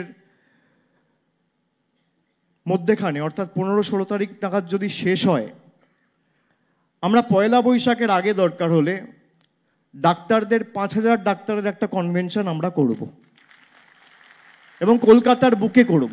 যারা আজকে আসতে পারেনি তাদের সবাইকে আমরা সেদিনকে আসার সুযোগ করে দেব। সামনের সারিতে অনেক সিনিয়র ডাক্তাররা রয়েছে, আমি তাদের কাছে কৃতজ্ঞ। তারা হাজার ব্যস্ততার মধ্যেও আজকে আমাদের এই সভায় এসে সশরীরে উপস্থিত হয়েছেন এবং আজকে আপনাদের সকলের সাথে যে সম্পর্কে ডায়মন্ড হারবারের সর্বস্তরের নির্বাচিত জনপ্রতিনিধি এবং আমি সাংসদ হিসেবে আবদ্ধ হয়েছি, সারা জীবন আমাদের সবার একে অপরের সাথে সম্পর্ক থাকবে। এটাই ডায়মন্ড হারবার মডেল। আপনাদের যে কোনো অসুবিধায়, যে কোনো প্রয়োজনীয়তায় আমার সীমাবদ্ধ সামর্থ্য অনুযায়ী, আমার এখতিয়ার অনুযায়ী, আমার যতটুকু কাজ করার ক্ষমতা রয়েছে, দক্ষতা রয়েছে, আমি আপনাদের পাশে থাকবো, আমি কথা দিচ্ছি। আমরা কেন এই কর্মসূচির নাম সেবাশ্রয় দিয়েছি? আমরা অনেক জনপ্রতিনিধির সাথে, ডাক্তারদের সাথে আলোচনা করেছি। সেবাশ্রয় কি? সেবা এবং আশ্রয়। স্বামীজি বলেছিলেন, বহুরূপে সম্মুখে তোমারে ছাড়ি, কোথা খুঁজিছ ঈশ্বর, জীবে প্রেম করে যেই জন, সেই জন সেবিছে ঈশ্বর। জীব সেবাই শিব সেবা। আপনাদের মধ্যে অনেকে আজকে যারা উপস্থিত হয়েছেন এর আগে হয়তো ডায়মন্ড হারবারে এসছেন, কেউ হয়তো প্রথমবার এসছেন। আপনারা আগামী 2 মাস 3 মাস ডায়মন্ড হারবারে যখনই যেখানে যে শিবিরেই থাকুন না কেন, আমাদের যারা স্বেচ্ছাসেবকেরা রয়েছে, জনপ্রতিনিধিরা রয়েছে এবং যারা এই কর্মসূচির সাথে জড়িয়ে থাকবে, আমি তাদেরকে অনুরোধ করব যে সমস্ত ডাক্তারবাবুরা আমাদের এই শিবিরে নিজের কাজ বাদ দিয়ে অংশগ্রহণ করে মানুষের সেবায় নিজেকে কর্তব্যরত করে আত্মনিয়োগ করেছে, তাদেরকে যেন ডায়মন্ড হারবারের আতিথেয়তা মুগ্ধ করে। তারা যেদিনকে শেষ করে বাড়ি ফিরে যাবেন, তাদের সেই দিনের এবং সেই সপ্তাহের এবং সেই মাসের এবং পুরো কর্মকাণ্ডের অনুভূতি যতদিন তারা বাঁচবেন তাদের হৃদয়ে যেন স্বর্ণাক্ষরে লেখা থাকে। এটা আমাদের সকলকে সুনিশ্চিত করতে হবে। এ এক মহৎ কর্মযজ্ঞ। দেখে হয়তো মনে হচ্ছে খুব সোজা। এক একটা বিধানসভায় আমরা 10 দিন ধরে ক্যাম্প চালাবো। এক একটা বিধানসভায় গড়ে দেখতে গেলে 40টা করে ক্যাম্প এবং 10 দিন ধরে সেই ক্যাম্প চলবে। একে একে নামবে। ডায়মন্ড হারবার থেকে শুরু হবে। 10 দিন ডায়মন্ড হারবারে ক্যাম্প হওয়ার পর ফলতায় ক্যাম্প হবে, তারপর সাতগাছিয়ায় ক্যাম্প হবে, তারপর বিষ্ণুপুরে হবে, তারপর মিটিয়াবুরুজে হবে, তারপর বজবজে হবে, তারপর মহেশতলায় হবে। মিটিয়াবুরুজের এমএলএ যে সাজেশনটা দিয়েছে, আমরা সেই সাজেশনটা গ্রহণ করছি যে আপনাদের ক্যাম্পটা ফেব্রুয়ারির মাঝামাঝি করে দেওয়া হবে যাতে কোনো অসুবিধা না হয়। এবং একটা ছোট্ট পরিবর্তন আমি আপনাদের সবার অনুমোদন নিয়ে করতে চাই। আমরা এই কর্মসূচিটা 1 তারিখ থেকে নয়, আমরা 2 তারিখ থেকে শুরু করব। 31 তারিখ বছরের শেষ দিন, 1 জানুয়ারি সকলে নিজের পরিবারের সাথে কাটায় নতুন বছর। আমরা 1 তারিখ পার করে আমরা 2 তারিখ থেকে এটা শুরু করব। 2 তারিখ থেকে 11 তারিখ অবধি এই কর্মসূচি ডায়মন্ড হারবারে হবে। তারপর 12 তারিখ থেকে ফলতায় হবে। তারপর আবার 10 দিন অন্য বিধানসভায় যাবে। এভাবে করতে করতে আমরা 70 দিনে 7টা বিধানসভা কভার করব। কভার করার পরে 70 দিন পেরিয়ে যাওয়ার পরে শেষ যে 5টা দিন আমি আপনাদের কাছে অনুরোধ করব সেই 5টা দিন যাতে আমরা এই 280টা ক্যাম্পে অভিক ফলো আপের কথা বলছিল। আপনারা সবাই জানেন ফলো আপের ক্ষমতা কি, ফলো আপের পাওয়ার কি। আর গরিব মানুষ, গ্রামের মানুষ যদি সুযোগ না পায় কোথায় যাবে?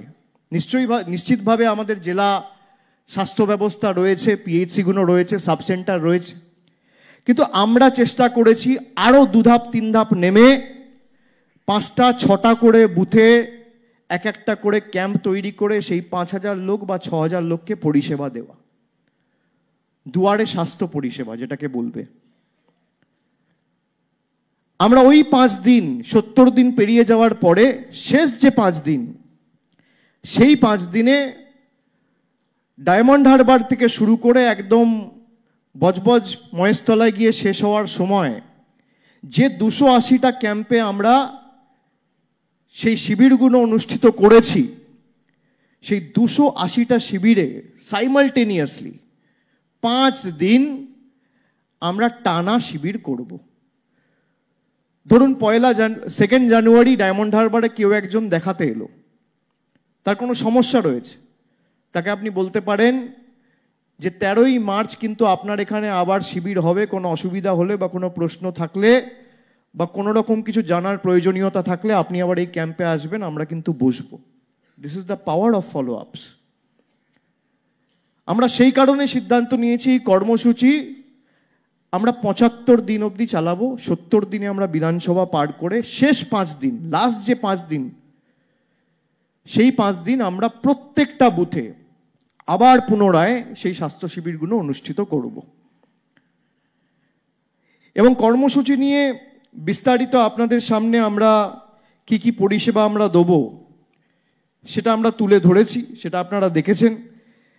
এবং রেফারেল পরিষেবার ক্ষেত্রে যে 12টা হাসপাতালে বা মেডিকেল কলেজে পেশেন্টদের রেফার করা হবে তার জন্য একটা কোর স্পেশাল টিম আমরা তৈরি করেছি, যে যাদেরকে রেফার করা হচ্ছে তাদের অ্যাডমিশন ঠিকমতো সঠিক সময় হচ্ছে কি না, তাদের হাসপাতালে গিয়ে কোনো অসুবিধার মুখে বা কোনো সমস্যার সম্মুখীন যদি হতে হয় তৎক্ষণাৎ আমার তরফ থেকে একজন সাহায্য সহযোগিতার হাত বাড়িয়ে দিয়ে তার অ্যাডমিশনের ব্যবস্থা করে সে যাতে চিকিৎসা পায় বা সঠিক পরিষেবা পায় সেটা সুনিশ্চিত করবে। এর সাথে সাথে চিকিৎসকদের পরামর্শ তো ক্যাম্পে থাকবেই, বিনামূল্যে ওষুধ বিতরণ থেকে শুরু করে যে সমস্ত টেস্টের ব্যবস্থা থাকবে, বিএমআই থেকে শুরু করে, ব্লাড প্রেশার থেকে শুরু করে, সুগার থেকে শুরু করে, ডেঙ্গু, ম্যালেরিয়া সব আপনাদের বিস্তারিত দেখানো হয়েছে। এবং জেলার পুরো টিম, স্বাস্থ্য টিম, বিএমওইস থেকে শুরু করে, সিএমওইস থেকে শুরু করে আমাদের পিএইচসিগুলোতে যারা রয়েছে, ডাক্তার, মেডিকেল ফ্র্যাটার্নিটির পুরো টিম তাদের সামর্থ্য অনুযায়ী তাদের সাহায্য সহযোগিতার হাত ইতিমধ্যেই বাড়িয়ে দিয়েছে। এবং আমরা যদি সবাই মিলে চেষ্টা করি, আমার দৃঢ় বিশ্বাস সেবাশ্রয়ে যে মডেলের শুভ সূচনা আজকে আমরা এই সমন্বয় অডিটোরিয়ামে আজকে করলাম, ভারতবর্ষকে আগামী দিন পথ দেখাবে। আমার পূর্ববর্তী এমএলএ যারা বক্তব্য রেখেছেন তারা ডায়মন্ড হারবারের উন্নয়ন নিয়ে অনেক কথা বলেছেন। কেন ডায়মন্ড হারবারকে বহু আলোচিত, বহু চর্চিত, কোনো কোনো আবার সংবাদ মাধ্যমের প্রতিনিধিরা ব্যঙ্গাত্মকভাবে ডায়মন্ড হারবার মডেল বলে। আমি গর্বের সাথে আপনাদের বলতে পারি যে আমি কোনো কথা যদি আপনাদের জানাই বা বলি সেটা আপনারা বিশ্বাস করতে পারেন, অবিশ্বাস করতে পারেন, তথ্য মিথ্যে কথা বলে না। আমরা গত 10 বছরে কি কাজ করেছি, কেউ যদি কোথাও জানতে চায় যে ডায়মন্ড হারবারে কি কাজ হয়েছে, ডায়মন্ড হারবার মডেল নিয়ে যা কথা বলা হয় এর বেসিস কি, প্রমাণ কি রয়েছে, আমরা 10 বছরে কি কাজ করেছি, প্রতি বছর পুস্তিকা প্রকাশ করে মানুষকে পুঙ্খানুপুঙ্খ হিসেব বুঝিয়ে দিয়েছি। আমার এমপি ল্যাড থেকে শুরু করে, জেলা পরিষদ থেকে শুরু করে, এমএলএ ল্যাড থেকে শুরু করে সরকারের সংশ্লিষ্ট দপ্তরগুলো যে কাজগুলো করেছে, পুঙ্খানুপুঙ্খ হিসেব। যদি কারোর জানতে কোনো আগ্রহ থাকে, আমরা প্রতি বছর বই প্রকাশ করি, নিঃশব্দ বিপ্লব। আমি সেই বই পাঠিয়ে দেব। একমাত্র লোকসভা কেন্দ্র যে গত 10 বছরে 5,580 কোটি টাকার কাজ করেছে, অর্থাৎ প্রতি বছর 580 কোটি টাকার কাজ আমরা ডায়মন্ড হারবার লোকসভা কেন্দ্রে করেছি, কেন্দ্র সরকারের কোনো সাহায্য সহযোগিতা ছাড়া। কেন ডায়মন্ড হারবার মডেল বলা হয়? আমরা যৌথভাবে করেছি বলে সম্ভব হয়েছে। কোভিডের সময়, যে মহামারীর সময় অঘোষিত, ওই অপরিকল্পিত ঘোষিত লকডাউনের কারণে লক্ষ লক্ষ মানুষ রাস্তায় আটকে গেছে, দোকান বাজার হাট সব বন্ধ। তখন 21টি কমিউনিটি কিচেন খুলে প্রায় 14 লক্ষ মানুষের বাড়িতে 10,000 ভলেন্টিয়ার খাবার পৌঁছে দিয়েছে টানা 1 মাস। ভারতবর্ষের কোনো লোকসভায় হয়নি। অভিক একটু আগে বলছিল একদিনে 50,000 টেস্ট। একদিনে 12ই জানুয়ারি 2022 যুগনায়ক বীর সন্ন্যাসী স্বামী বিবেকানন্দর জন্মদিনে, আজ থেকে 2.5 বছর আগে, যখন রাজ্য এবং জেলায় পজিটিভিটি রেট প্রায় 20%, তখন একদিনে র্যাপিড অ্যান্টিজেন টেস্ট করে আমরা 30,000-এর লক্ষ্যমাত্রা রেখেছিলাম, ছাপিয়ে প্রায় 52,000 টেস্ট করেছিলাম। ভারতবর্ষে বড় বড় রাজ্য প্রদেশ 5,000 টেস্ট করতে তখন পারেনি, আর ডায়মন্ড হারবারে একা আমরা 52,000 টেস্ট করে দেখেছি। কোভিডের দ্বিতীয় ঢেউয়ের সময়, এবং অনেকাংশে আপনারা দেখবেন আজকে যে জনপ্রতিনিধিরা আছে বা ডাক্তাররা উপস্থিত রয়েছেন, আপনাদের সাথে আমাদের কিন্তু কাজের বেশ কিছু সিমিলারিটি রয়েছে। আপনারাও মানুষকে পরিষেবা দেন, আমরাও মানুষকে পরিষেবা দিই। অতিমারির সময় যেভাবে সামনের সারিতে দাঁড়িয়ে নিজের জীবন বিপন্ন করে, নিজের পরিবারের কথা না ভেবে সম্মুখ সমরে হোল মেডিকেল ফ্রেটার্নিটি, বিশেষ করে ডাক্তাররা, নার্সিং স্টাফেরা লড়াই করেছেন, আমি সকলকে কুর্নিশ জানাই আজকের এই মঞ্চ থেকে। আজকে তারা না থাকলে পৃথিবী কোনোদিন সচল হতো না, স্বাভাবিক স্বচ্ছন্দে ফিরতো না। ডাক্তারদের আমরা মানবরূপী ভগবান ভাবি, এবং অনেকে বলিও। একটা পেশেন্ট যখন হাসপাতালে যায়, প্রত্যেকটা হাসপাতালের কাছেই দেখবেন একটা করে ছোট মন্দির থাকে। সেই হাসপাতালে গিয়ে একটা মুমূর্ষু রোগী, সত্যি হয়তো কোনো দুরারোগ্য ব্যাধিতে আক্রান্ত, বা কোনো এমার্জেন্সি একটা অ্যাক্সিডেন্ট কেস, হয়তো বাঁচার কোনো সম্ভাবনা নেই, মন্দিরে গিয়ে প্রার্থনা করে যখন শুনছে বাঁচতে পারবে না, তখন বলছে ডাক্তারবাবু আপনি পারবেন। মানুষের এই আস্থা, ভালোবাসা ডাক্তারদের উপর। একটা মানুষ যখন জন্মায়, সমাজের বুকে, পৃথিবীতে ভূমিষ্ঠ হয়, তখন একটা ডাক্তারের হাতে একটা বাচ্চার জন্ম হয়, আর যখন মারা যায় তখনও একটা ডাক্তারের হাতে মারা যায়। From creche to coffin, from cradle to coffin, জন্ম থেকে মৃত্যু, এগুলো ধ্রুব সত্য। আমরা সেই কারণে ডাক্তারবাবুদের মানবরূপী ভগবান বলি। আমাদের সকলের কর্তব্য।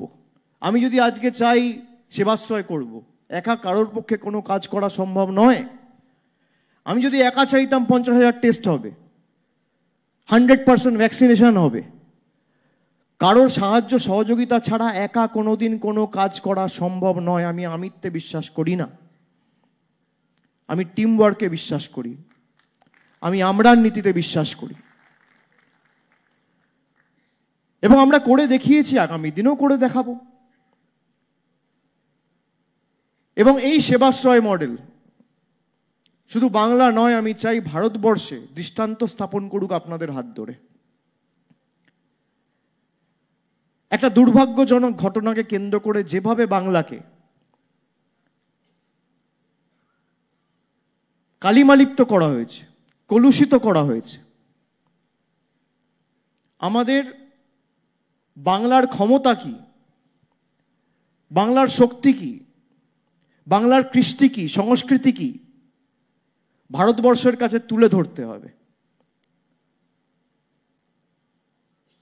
আরজি করের যে ঘটনা ঘটেছিল, আমি প্রথম দিন থেকে তার নিন্দা করেছি। আমি প্রথম দিন থেকে বলেছি, যারা এই ঘটনা ঘটায় তাদের সমাজে বেঁচে থাকার কোনো অধিকার নেই। আমি আজও একই কথা বলছি। কারোর ভালো লাগতে পারে, কারোর খারাপ লাগতে পারে, আমি লুকিয়ে চুরিয়ে কোনো কাজ করি না। যা বলি সামনে থেকে বলি, যেটা ঠিক মনে করি সেটা বলি। এবং এর একমাত্র প্রতিকার, ওষুধ, সমাধান হচ্ছে আইন। কেন? তার কারণ আইন না হলে সারা ভারতবর্ষ, বাংলা তো ছেড়ে দিন, বাংলায় তো মানুষ প্রতিবাদ করছিল, প্রতিরোধ করছিল, রাস্তায় বিক্ষোভ, মিছিল, সমস্ত তো 2 মাস 3 মাস হয়েছে। আমি বাংলার কথা ধরছি না। যখন সারা দেশের মানুষ প্রতিবাদ করছে, প্রতি 10 মিনিটে আমাদের দেশে তখনও একটা করে ধর্ষণের মতো ঘটনা ঘটে চলেছে। প্রতি 10 মিনিটে, মানে ঘন্টায় 6টা। আমরা ইতিমধ্যে আমাদের রাজ্য সরকার বিধানসভায় আইন পাস করেছে, অপরাজিতা বিল। আপনাদের জানা দরকার, আমি একটি রাজনৈতিক মঞ্চ থেকে, আমাদের পার্টির ছাত্র সমাবেশের মিটিং থেকে আমি বলেছিলাম যে আমি প্রাইভেট মেম্বার বিল আনবো। অপরাজিতা বিল যদি পাস হয়ে যায়, তাহলে ভারতবর্ষ জুড়ে, এটা বিএনএসএস এর অ্যামেন্ডমেন্ট, এই অ্যামেন্ডমেন্টটা যদি রাষ্ট্রপতি ছেড়ে দেয়, সাইন করে দেয়, তাহলে সারা ভারতবর্ষ জুড়েই আইন পাস হবে। তাহলে প্রাইভেট মেম্বার বিল লাগবে না। আর যদি না আনে, তাহলে যতদিন লাগুক আমি প্রাইভেট মেম্বার বিল আনবো। আমার সাথে কেউ দাঁড়িয়ে থাকলেও আনবো, আর কেউ না দাঁড়িয়ে থাকলেও আনবো। আমরা হাজার চেষ্টা করেছি। কোভিড যখন হয়, কেউ বলছে স্যানিটাইজার দিয়ে হাত ধো, কেউ বলছে একটু হ্যান্ড স্যানিটাইজ করো, কেউ বলছে একটু হাত ধো, কেউ বলছে মাস্ক পরো, কেউ বলছে সামাজিক দূরত্ব বজায় রাখো। কিন্তু এই জিনিসগুলো করে আমরা কোভিড এড়াতে পারিনি। ভ্যাকসিন দিয়ে আমরা কোভিডকে হারিয়েছি, কোভিড শিল্ড দিয়ে আমরা কোভিডকে হারিয়েছি, কোভ্যাক্সিন দিয়ে আমরা কোভিডকে হারিয়েছি। আমাদের যদি এই সামাজিক অপরাধ, এই ধর্ষণের মতো ঘটনাকে চিরতরে সমাজের বুক থেকে সরাতে হয়, মেটাতে হয়, বিদায় দিতে হয়, তার একমাত্র প্রতিকার সমাধান হচ্ছে অ্যান্টি রেপ ল বা অ্যান্টি রেপ বিল। আর সরকার চাইলে পারে না তা নয়। রাজ্য সরকার তার কর্তব্য করে রাজ্যপালের অফিসে পাঠিয়েছে, রাজ্যপাল সেখান থেকে তিনি রাষ্ট্রপতির কাছে পাঠিয়েছেন। 2 মাস হয়ে গেল, আজকে সেই বিল নিয়ে কোনো উচ্চবাচ্য নেই, রাষ্ট্রপতির কাছে পড়ে আছে।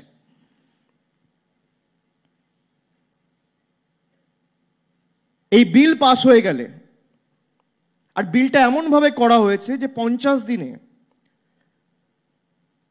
তার শাস্তি হবে। এবং শুধু তাই নয়, তার সাথে অ্যাসিড অ্যাটাকের ক্ষেত্রেও আমরা 3 বছরের শাস্তি এবং 3 থেকে 5 বছরের শাস্তির একটা প্রভিশন রেখে বিলটা পাস করা হয়েছে। অন্য কোনো রাজ্য সরকার বা কোনো রাজ্যের বিধানসভায় এটা হয়নি।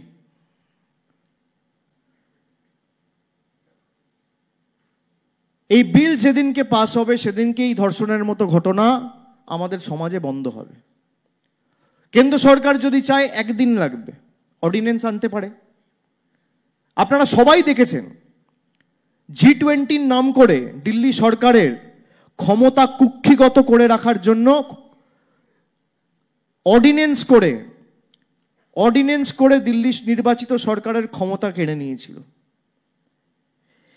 সুপ্রিম কোর্টের অর্ডারের বিরুদ্ধে গিয়ে এনফোর্সমেন্ট ডাইরেক্টরের মেয়াদ বৃদ্ধি 3 বার সুপ্রিম কোর্টের অবমাননা করে অর্ডিন্যান্স জারি করেছিল। তাহলে আপনি অর্ডিন্যান্স জারি করে অ্যান্টি রেপ ল বা অ্যান্টি রেপ বিল আনছেন না কেন? কে বাধা দিচ্ছে? সবার প্রতিবাদ করার রাইট আছে, প্রতিরোধ করার রাইট আছে, কিন্তু আপনি বলুন তো, প্রতিরোধ করলে কি ধর্ষণের মতো এই ব্যাধি চিরতরে আমরা সমূলে উৎখাত করে সমাজ থেকে সরাতে পারবো বা বিলীন করে দিতে পারবো? আপনাকে আইন আনতে হবে। যারা এই জঘন্যতম অপরাধগুলো করছে, আপনারা দেখেছেন গুজরাটে 10 বছর পর সব ছাড়া পেয়ে গেছে।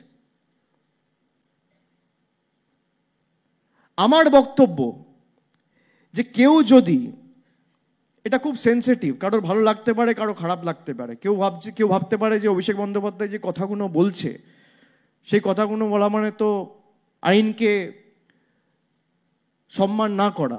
আমি তা বলছি না।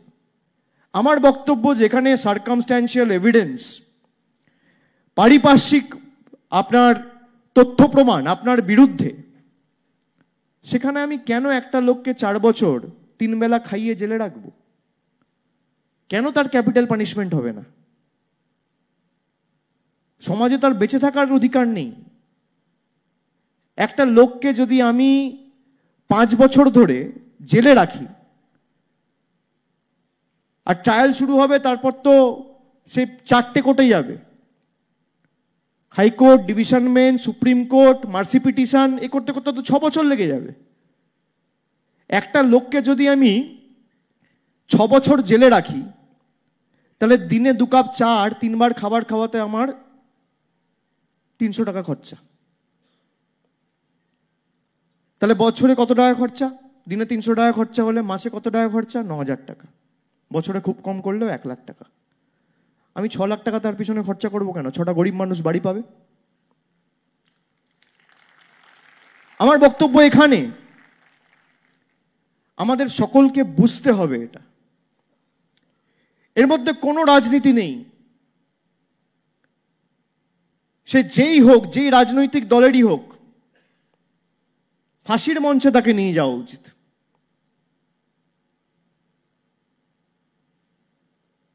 আপনারা দেখেছেন শুধু গুজরাট, উত্তরপ্রদেশ, মহারাষ্ট্র তো এমনকি স্কুলে পড়া ছোট ছোট বাচ্চা,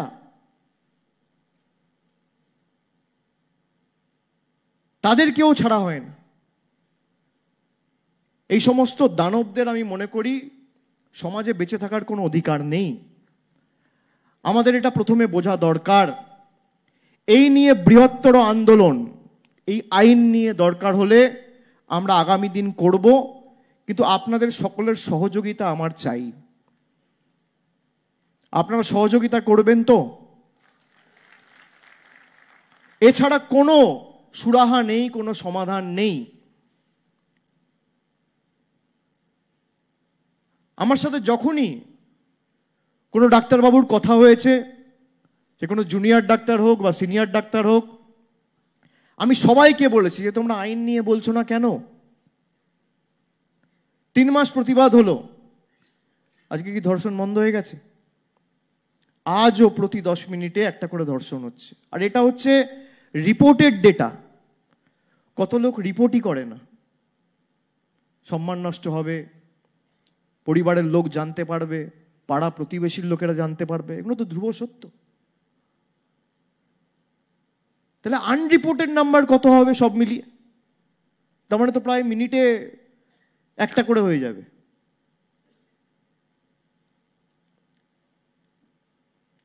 আমি আপনাদের বলবো যে আমাদের রাজ্য সরকার ইতিমধ্যেই ডাক্তারদের সেফটি, সিকিউরিটি এবং পরিকাঠামোগত উন্নয়ন, তার জন্য 100 কোটি টাকা রাজ্য সরকারের তরফ থেকে মুখ্যমন্ত্রী বরাদ্দ করেছেন এবং কাজ বিভিন্ন মেডিকেল কলেজ হাসপাতালে চলছে। আপনাদের কারোর কোনো যদি অসুবিধা হয়, আমি বারবার দেখেছি ডাক্তারবাবুদের একটা অসুবিধা হয় যে পেশেন্ট পার্টি আমাদের সাথে দুর্ব্যবহার করছে। আমি আপনাদের অনুরোধ করব যে অনেক সময় আমরাও জনপ্রতিনিধি, আমাদের সাথেও দুর্ব্যবহার করে। ধরুন একটা পঞ্চায়েতের মেম্বার, সে একটা গ্রামে গেলেও কোথাও একটা জল জমে আছে, দুর্ব্যবহার করে, ঠিক আছে, কিন্তু ধৈর্য ধরে আপনারা শুনবেন, আপনারা বোঝাবেন। হ্যাঁ, তার মানে এই না যে কেউ এসে ভাঙচুর করবে বা আপনাদের উপর হাত তুলবে। আমি আপনাদের সাথে থাকবো, কথা দিলাম, চিন্তা করবেন না। আমি একটা নাম্বার আপনাদের দিচ্ছি। আমি যে স্পেশাল হেল্পলাইনটা চালাই ডায়মন্ড হারবারে, এক ডাকে অভিষেক, আমি এখানে আসার আগে আমি বলে এসছি যে আজকে যারা এই মিটিংয়ে বা অনুষ্ঠানে এসছেন, আপনারা যদি চান আমি একটা নাম্বার দিচ্ছি, নাম্বারটা লিখুন।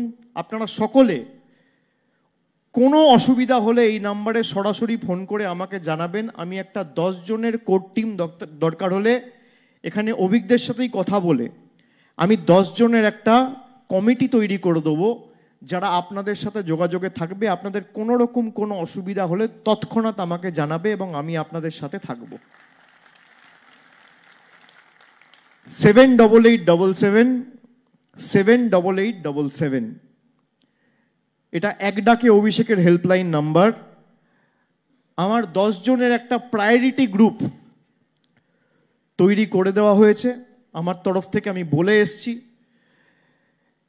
এবং এতক্ষণে নিশ্চয়ই সেই গ্রুপটা তৈরি হয়েছে। পরবর্তীকালে যদি এই লাইন বিজি পান, সঙ্গে সঙ্গে আপনারা অভিজ্ঞদের জানালে আমার জ্ঞাতার্থে যখনই আসবে আমি তার সুবিচার করা আমার সীমাবদ্ধ এখতিয়ার অনুযায়ী চেষ্টা করব। আমি কথা দিচ্ছি, আর আমি কথা দিলে কথা রাখি।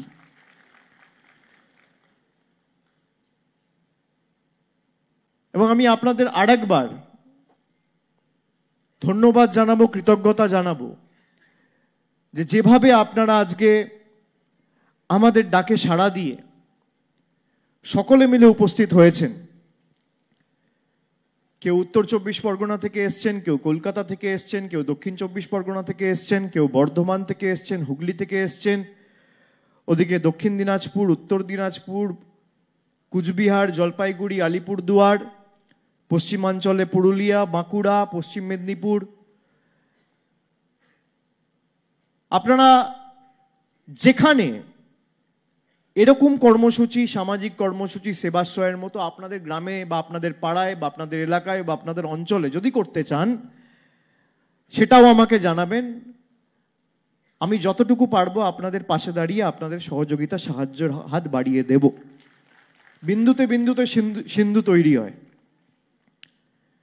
সুতরাং যারা এসছেন, ধরুন 75 দিন পরে আপনাদের যদি মনে হয় যে আমার পাড়ায় এটা করে দেখা উচিত, একটা করে দেখা প্রয়োজন, বা একটা মডেল হিসেবে বা একটা ট্রায়াল হিসেবে বা একটা টেস্ট হিসেবে করে দেখি যে আমার পাড়ার মানুষ, আমার এলাকার মানুষ, আমার অঞ্চলের মানুষ, আমার গ্রামের মানুষের কি প্রতিক্রিয়া। মানুষ তো জানে না, অনেক সময় তো হার্ট অ্যাটাকের অর্ধেক 80% কেস তো ধরাই পড়ে না। বিপিটাও যদি ঠিক মতো মেপে সে জানতে পারে আমার বিপি ঠিক আছে বা ব্লাড সুগার ঠিক আছে, তাহলেও সে অনেকটা আশ্বস্ত হয় যে না বাবা আমার শরীর ঠিক আছে। তো এটা যদি আপনারা আপনাদের এলাকায় করতে চান, আপনাদের পঞ্চায়েতে, আপনাদের পাড়ায়, সে যে জেলাই হোক, যেখানেই হোক, আমাকে জানাবেন। যতটুকু সাহায্য সহযোগিতা দরকার, ধরুন আপনারা 5 দিন করতে চান, কি 3 দিন করতে চান, কি 7 দিন করতে চান, যা প্রয়োজন আমি আপনাদের পাশে দাঁড়িয়ে সাহায্য করব, আপনারা করুন। সরকার সরকারের মতো কাজ করবে, কেন্দ্র সরকার কেন্দ্র সরকারের মতো কাজ করবে, রাজ্য সরকার রাজ্য সরকারের মতো কাজ করবে, পঞ্চায়েত কাজ করবে, পুরসভা কাজ করবে। আমরা কেন বসে থাকব? আমাদের যতটুকু ক্ষমতা রয়েছে, কর্মদক্ষতা রয়েছে, আমরা করে দেখাই। আমরা যখন ঘোষণা করেছিলাম ডায়মন্ড হারবারে যে ৭৫,০০০ বয়োজ্যেষ্ঠ মানুষকে আমরা বার্ধক্য ভাতা দেবো, লোকে বিশ্বাস করেনি। আমরা ২০,০০০ ভলেন্টিয়ার চিহ্নিত করেছিলাম, আর এক একজনকে বলেছিলাম ৫ জন বয়োজ্যেষ্ঠ মানুষের কি ৪ জন বয়োজ্যেষ্ঠ মানুষের দায়িত্ব নাও। আমরা প্রথম যে 100% পুরো কেউ বাকি নেই, যত বয়োজ্যেষ্ঠ মানুষ আছে 100% কভারেজের মাধ্যমে ৭ই জানুয়ারি ২০২৪ সালে প্রথমবার বাংলার বুকে ওল্ড এজ পেনশন শ্রদ্ধার্ঘ নামে বার্ধক্য ভাতা লঞ্চ করে সরাসরি ডিবিটির মাধ্যমে গরিব মানুষের অ্যাকাউন্টে টাকা পৌঁছে দিয়েছিলাম। এই বহু আলোচিত বহু চর্চিত ডায়মন্ড হারবার মডেল। আমরা বলেছিলাম যে আমরা প্রত্যেকটা বিধানসভায় ৪টে ৫টা ৬টা বুথ করে একটা ক্লাস্টার তৈরি করে আমরা মানুষকে স্বাস্থ্য পরিষেবা পৌঁছে দেবো। শুনে মনে হচ্ছিল এত মহৎ কাজ কিভাবে হবে, এত বিশাল কর্মযজ্ঞ। কিন্তু ১৫০০ মানুষ যদি একসাথে আসে তাহলে কোনো কর্মযজ্ঞই বড় নয় বা ছোট নয়। আপনারা সবাই মিলে আজকে সাহায্যের হাত বাড়িয়েছেন বলেই আমরা এই সাহস বলুন, দুঃসাহস বলুন বা মানুষের পাশে দাঁড়ানোর সৎসাহস বলুন, এটা দেখিয়েছি।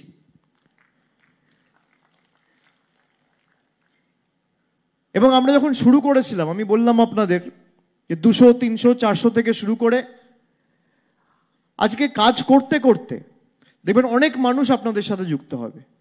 অনেকে তো কাজ করতে চায়, সমাজে খারাপ মানুষের থেকে ভালো মানুষের সংখ্যাটা অনেক বেশি, সে কারণেই সমাজ চলছে। আজকে আরো অনেক ভালো মানুষেরা এগিয়ে আসবে এবং আমরা কাজ করে দেখিয়েছি। সেবাশ্রয় শেষ হবে, তারপর আবার একটা কিছু করব। স্থায়িত্বকে আমি ভয় পাই, আর চ্যালেঞ্জ আমি পছন্দ করি। জীবনে চ্যালেঞ্জ আসা ভালো, যত চ্যালেঞ্জ আসবে তত আমরা কাজ করার সুযোগ পাবো, মানুষের কাছে পৌঁছানোর সুযোগ পাবো এবং মানুষকে পরিষেবা দেওয়ার সুযোগ পাবো। জনপ্রতিনিধিত্ব এটাই কাজ। চ্যালেঞ্জের সম্মুখীন যদি আপনি না হন তাহলে জীবনের কি মূল্য? সবই যদি আপনি হাতের নাগালে, হাতের মুঠোয় পেয়ে যান, তাহলে তো জীবনের কোনো অস্তিত্ব বা মূল্য বা প্রাধান্য থাকে না। কাজ করে আমাদের দেখাতে হবে। আমরা কাজ করেছি, মানুষ দুহাত তুলে আশীর্বাদ করেছে। আপনারা যারা এসছেন, আপনাদের বাড়ি যেখানেই হোক, সেবাশ্রয় শেষ হওয়ার পর চেষ্টা করুন 7 দিন সেখানে ক্যাম্প করতে। এবং সেখানে যদি আপনি 7 দিন, ধরুন 1000 জন আছেন, যদি 1000টা ক্যাম্পও হয় 7 দিন করে, আর একদিনে যদি 100টা লোকও উপকার পায়, তাহলে কত লোক উপকার পাবে গড়ে? বা 50টা লোকও উপকার পায়, তাহলে 7 দিনে 300, 350 লোক উপকৃত হবে। 350 লোক একদিনে একটা জায়গা থেকে উপকৃত হওয়া মানে 1000টা জায়গায় যদি আপনারা ক্যাম্প করেন, তাহলে কত? 3.5 লাখ লোক উপকৃত হবে। এবং সেখানে করতে গেলে প্ল্যানিং দরকার। আর খালি প্ল্যানিং হলে হয় না, খালি চিন্তা ভাবনা বা অর্থ বা পরিকল্পনা থাকলে তো সবকিছু হয় না। মানুষের শ্রম দরকার, মানুষের আশীর্বাদ দরকার, মানুষের সহযোগিতা দরকার, পরিশ্রম দরকার। যে কোনো জিনিস তৈরির ক্ষেত্রে, এই টেবিলটাও তৈরি করেছে একজন মানুষ খেটে খুঁটে পরিশ্রম দিয়ে। এরকম না যে কেউ চিন্তা করেছিল আর টেবিলটা হয়ে গেছে। এই অডিটোরিয়ামের নামও দেখুন সমন্বয়, এটাও আমরা আগের বছর উদ্বোধন করেছিলাম। সুতরাং সমন্বয়ের যে কি মূল্য, আমাদের সকলকে সেটা বুঝতে হবে। যে আমরা সবাই মিলে যদি চাই, তাহলে অসম্ভবকেও সম্ভব করে দেখাতে পারি। আপনারা যারা আছেন, ডাক্তার ভাইয়েরা, সিনিয়র ডাক্তাররা, আমার করজোড়ে আপনাদের কাছে অনুরোধ থাকবে, কোথাও কিছু হলে আমাকে জানাবেন, আমি চেষ্টা করব আপনাদের পাশে থাকার। এবং আমি বিগত দিনেও আমার সামর্থ্য অনুযায়ী যখন যেখানে আমি খবর পেয়েছি, আমি দলগতভাবে আমার তরফ থেকে যা ব্যবস্থা নেওয়ার আমি নিয়েছি। আপনারা সেগুলো দেখেছেন। আগামী দিনও ব্যতিক্রম হবে না। অনেকে আবেগপ্রবণ হয়ে আপনারা কর্মবিরতি করার সময়, সিজওয়াক করার সময় যদি আপনারা ভাবেন যে সিজওয়াক করলে প্রতিবাদ এমন করে করবেন যে প্রতিবাদের মধ্যেও যেন একটা মানুষ তাকে জীবন না হারাতে হয়। প্রতিবাদে যদি একটা মানুষেরও জীবন যায়, আমি 5টা 10টা 15টা ছেড়ে দিচ্ছি, মানুষের জীবন তো আমাদের কাছে মণিমুক্তের মতো, একটা মানুষেরও যদি জীবন যায়, তাহলে যে অপরাধের বিরুদ্ধে আমি প্রতিবাদ করছি সেই অপরাধের থেকেও বড় অপরাধ আমি করছি। আমরা জনপ্রতিনিধি, আমরা বলতে পারি না যে আমি এই লোকটাকে সার্টিফিকেট দেবো না, বা আমি এই পাড়ায় জল দেবো না, আমি এই পাড়ায় রাস্তা দেবো না, আমি এই পাড়ায় কন্যাশ্রী দেবো না, আমি এই পাড়ার লোককে চিকিৎসা ব্যবস্থা দেবো না, আমি এই ঘরের ছেলেকে স্কুলে পড়তে দেবো না, আমি বলতে পারি না। ঠিক তেমনি জনপ্রতিনিধিদের যেমন এটা কর্তব্য রয়েছে, ডাক্তারেরাও, আপনারা সবাই হিপোক্রেটিক ওথ নেন, সেই ওথের সম্মান করে যাতে আমাদের হাজার কষ্ট হলেও, বুক ফেটে গেলেও মাথায় রাখতে হবে জীব সেবাই শিব সেবা। একটা মানুষের যাতে অসুবিধা কষ্ট না হয়।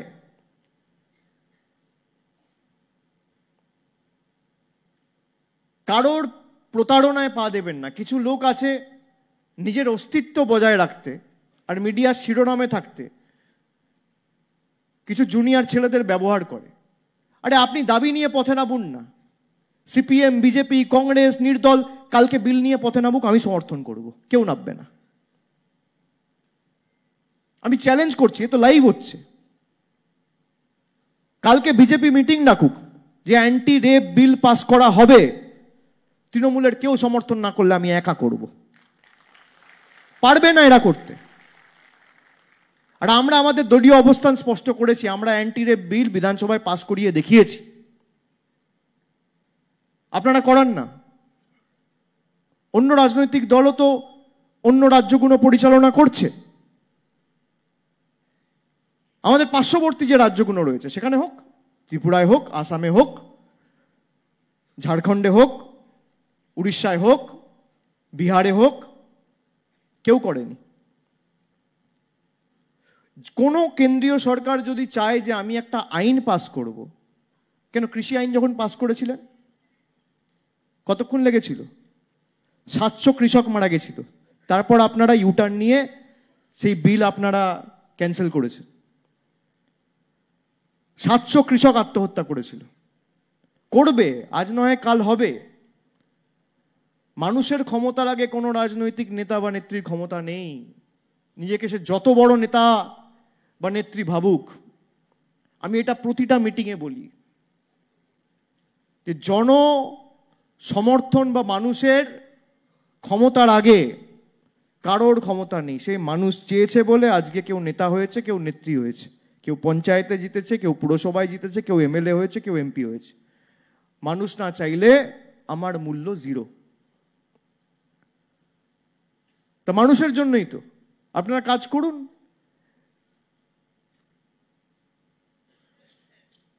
আমি অবাক হয়ে গেছি যে এত প্রতিবাদ সভা হয়েছে সারা দেশ জুড়ে, কিন্তু কেউ একবার আইনের কথা বলল না। এই ঘটনার যাতে পুনরাবৃত্তি না হয়। কি করে পুনরাবৃত্তি হবে না? আরে আপনি শাস্তি দেবেন, তারপর তো হবে না। শাস্তি কোথায়? শাস্তি দেওয়ার জন্য তো আপনাকে আইন আনতে হবে। তো আইন আনুন। কেন্দ্র সরকারকে মানুষ ম্যান্ডেট দিয়েছে, কেন্দ্র সরকার বসেছে। কেন্দ্র সরকারকে কে বারণ করেছে আইন আনতে? আপনাদের সংখ্যাগরিষ্ঠতাও আছে, আর যদি সংখ্যা কম পড়ে আইন আনুন না। তৃণমূলের 29 জন সংসদ আপনাদের ভোট দেবে। আপনারা পারবেন না, তার কারণ সব থেকে বেশি খুনি ধর্ষকরা আপনাদের দলে। প্রথম যারা জেলে যাবে আপনাদের লোকেরা যাবে। সত্যি আপনি অস্বীকার করতে পারবেন না। যে কোনো জিনিসকে আমাদের যদি একদম গোড়া থেকে উপড়ে ফেলতে হয়, তার একমাত্র সমাধান আমাদের আগে ভাবতে হবে। প্রতিবাদ করা মানুষের রাইট, এবং আমি গর্বিত যে বাংলার মানুষ প্রতিবাদ করা সৎসাহস দেখিয়ে ভারতবর্ষের কাছে দৃষ্টান্ত স্থাপন করেছে। আমি গর্বিত যে আমি এই রাজ্যে থাকি, এই রাজ্যে আমার জন্ম, এই বাংলা আমার কর্মভূমি, আমার জন্মভূমি। এবং আমি গর্বিত যে আমাদের রাজ্য সরকার একজন মানুষকে না আটকে, একটা গুলি না চালিয়েও, 3 মাস প্রতিবাদ চালিয়েও মানুষের দাবিকে মান্যতা দিয়ে বিল পাস করিয়ে কেন্দ্রের কাছে পাঠিয়ে আমাদের জায়গা, আমাদের অবস্থান স্পষ্ট করেছে। এটাই তো হওয়া উচিত। অন্য রাজ্যে যান কোথাও, 4টে মিছিল বার করলে সব এনকাউন্টার করে দিচ্ছে। এখানে প্রতিবাদ করার সৎসাহস যেমন মানুষ দেখিয়েছে, রাজ্য সরকারও যেভাবে নিজেদেরকে রেস্ট্রেন করেছে, মানুষের দাবিকে মান্যতা দিয়েছে। মুখ্যমন্ত্রী নিজে জুনিয়র ডাক্তারদের সাথে একাধিকবার বসেছেন, মিটিং করেছেন, তাদের দাবিকে মান্যতা দিয়ে একাধিক প্রশাসনিক সিদ্ধান্ত নেওয়া হয়েছে। এগুলো কোথায় হয়? কিন্তু খালি সিদ্ধান্ত নিলেই কি সমাধান হবে? জুনিয়র ডাক্তাররা বলেছিল কমিশনার অফ পুলিশকে চেঞ্জ করতে হবে। আমি ধরে নিলাম কমিশনার অফ পুলিশের 14 তারিখের যে প্রতিবাদ হয়েছিল সেখানে গাফিলতি হয়েছে, বেশ। তো কমিশনার অফ পুলিশ চেঞ্জ হলে কি ধর্ষণ বন্ধ হয়ে যাবে? না director of health education change হলে ধর্ষণ বন্ধ হয়ে যাবে? না যে সমস্ত তথাকথিত দুর্নীতি জানিয়ে তদন্ত হচ্ছে হাইকোর্টের নির্দেশে, সেগুলো বন্ধ হবে? লাগবে তো আপনার আইন। আর এই যে কেন্দ্রীয় তদন্তকারী সংস্থা, লোকে ভাবে ইডির কাছে একটা, সিবিআইয়ের কাছে একটা কেস গেছে মানে বিশাল ব্যাপারে সমাধান তো হবেই। আপনাদের ছোট্ট একটা ডেটা দেবো আমি। সারদা স্ক্যাম মানে সারদা কেলেঙ্কারি 11 বছর আগে হয়েছিল, এখনো ট্রায়াল শুরু হয়নি। তদন্ত করছে ইডি, তদন্ত করছে সিবিআই, ট্রায়াল শুরু হয়নি। আপনি ভাবুন, 2013 কেসে 2024 ডিসেম্বর মাস, কালকে, আজকে নভেম্বর মাস শেষ, ট্রায়াল শুরু হয়নি, এখনো ফাইনাল চার্জশিট জমা পড়েনি। তো সেখানে যদি আইন না থাকে যে 50 দিনের মধ্যে যে দোষী তাকে ফাঁসির মঞ্চে নিয়ে গিয়ে ক্যাপিটাল পানিশমেন্ট দিতে হবে, কি করে আমাদের সমাজ পাল্টাবে, বদলাবে? যাই হোক, অনেক কথা আজকে আবেগপ্রবণ হয়ে বলে ফেললাম, কিছু পরামর্শ দিলাম, আপনাদের কৃতজ্ঞতাও জানালাম। আপনাদের কারোর ভালো লাগতে পারে, কারোর খারাপ লাগতে পারে। যদি কারোর খারাপ লেগে থাকে আমি ক্ষমা প্রার্থী, দুঃখিত। কিন্তু আমার যেটা মনে আসে আমি সেটা বলি, আমার মনে হয় যেটা সমাধান আমি সেটাই বলি। আমি রাগঢাক গুড়গুড় করে চলি না, আমি একটু কম ডিপ্লোম্যাটিক, লোকে আমায় বলে। তো আপনাদের সকলকে আমি আরেকবার ধন্যবাদ জানিয়ে, কৃতজ্ঞতা জানিয়ে, আমার অন্তরের অন্তঃস্থল থেকে বয়োজ্যেষ্ঠ সিনিয়র ডাক্তাররা যারা এসছেন তাদের সকলকে আমার শ্রদ্ধা নিবেদন করে আপনাদের সকলকে একবার অভিবাদন জানিয়ে আমার বক্তব্য আমি শেষ করছি। অনেক অনেক ধন্যবাদ। জয় হিন্দ, বন্দে মাতরম, জয় বাংলা। এবং এই কর্মসূচিটা শেষ হওয়ার পরে আমরা দরকার হলে কলকাতায় নজরুল মঞ্চে বা নেতাজি ইন্ডোরে পরবর্তীকালে, হয় পয়লা বৈশাখের আগে বা পরে এপ্রিল মাসে, আমরা একটা বড় কনভেনশন করব এবং যারা আজকে আসার সুযোগ পাইনি আপনারা সকলকে জানিয়ে দেবেন। সেদিন আমি নিজে উপস্থিত থেকে আপনাদের সাথে কথা বলবো। অনেক অনেক ধন্যবাদ।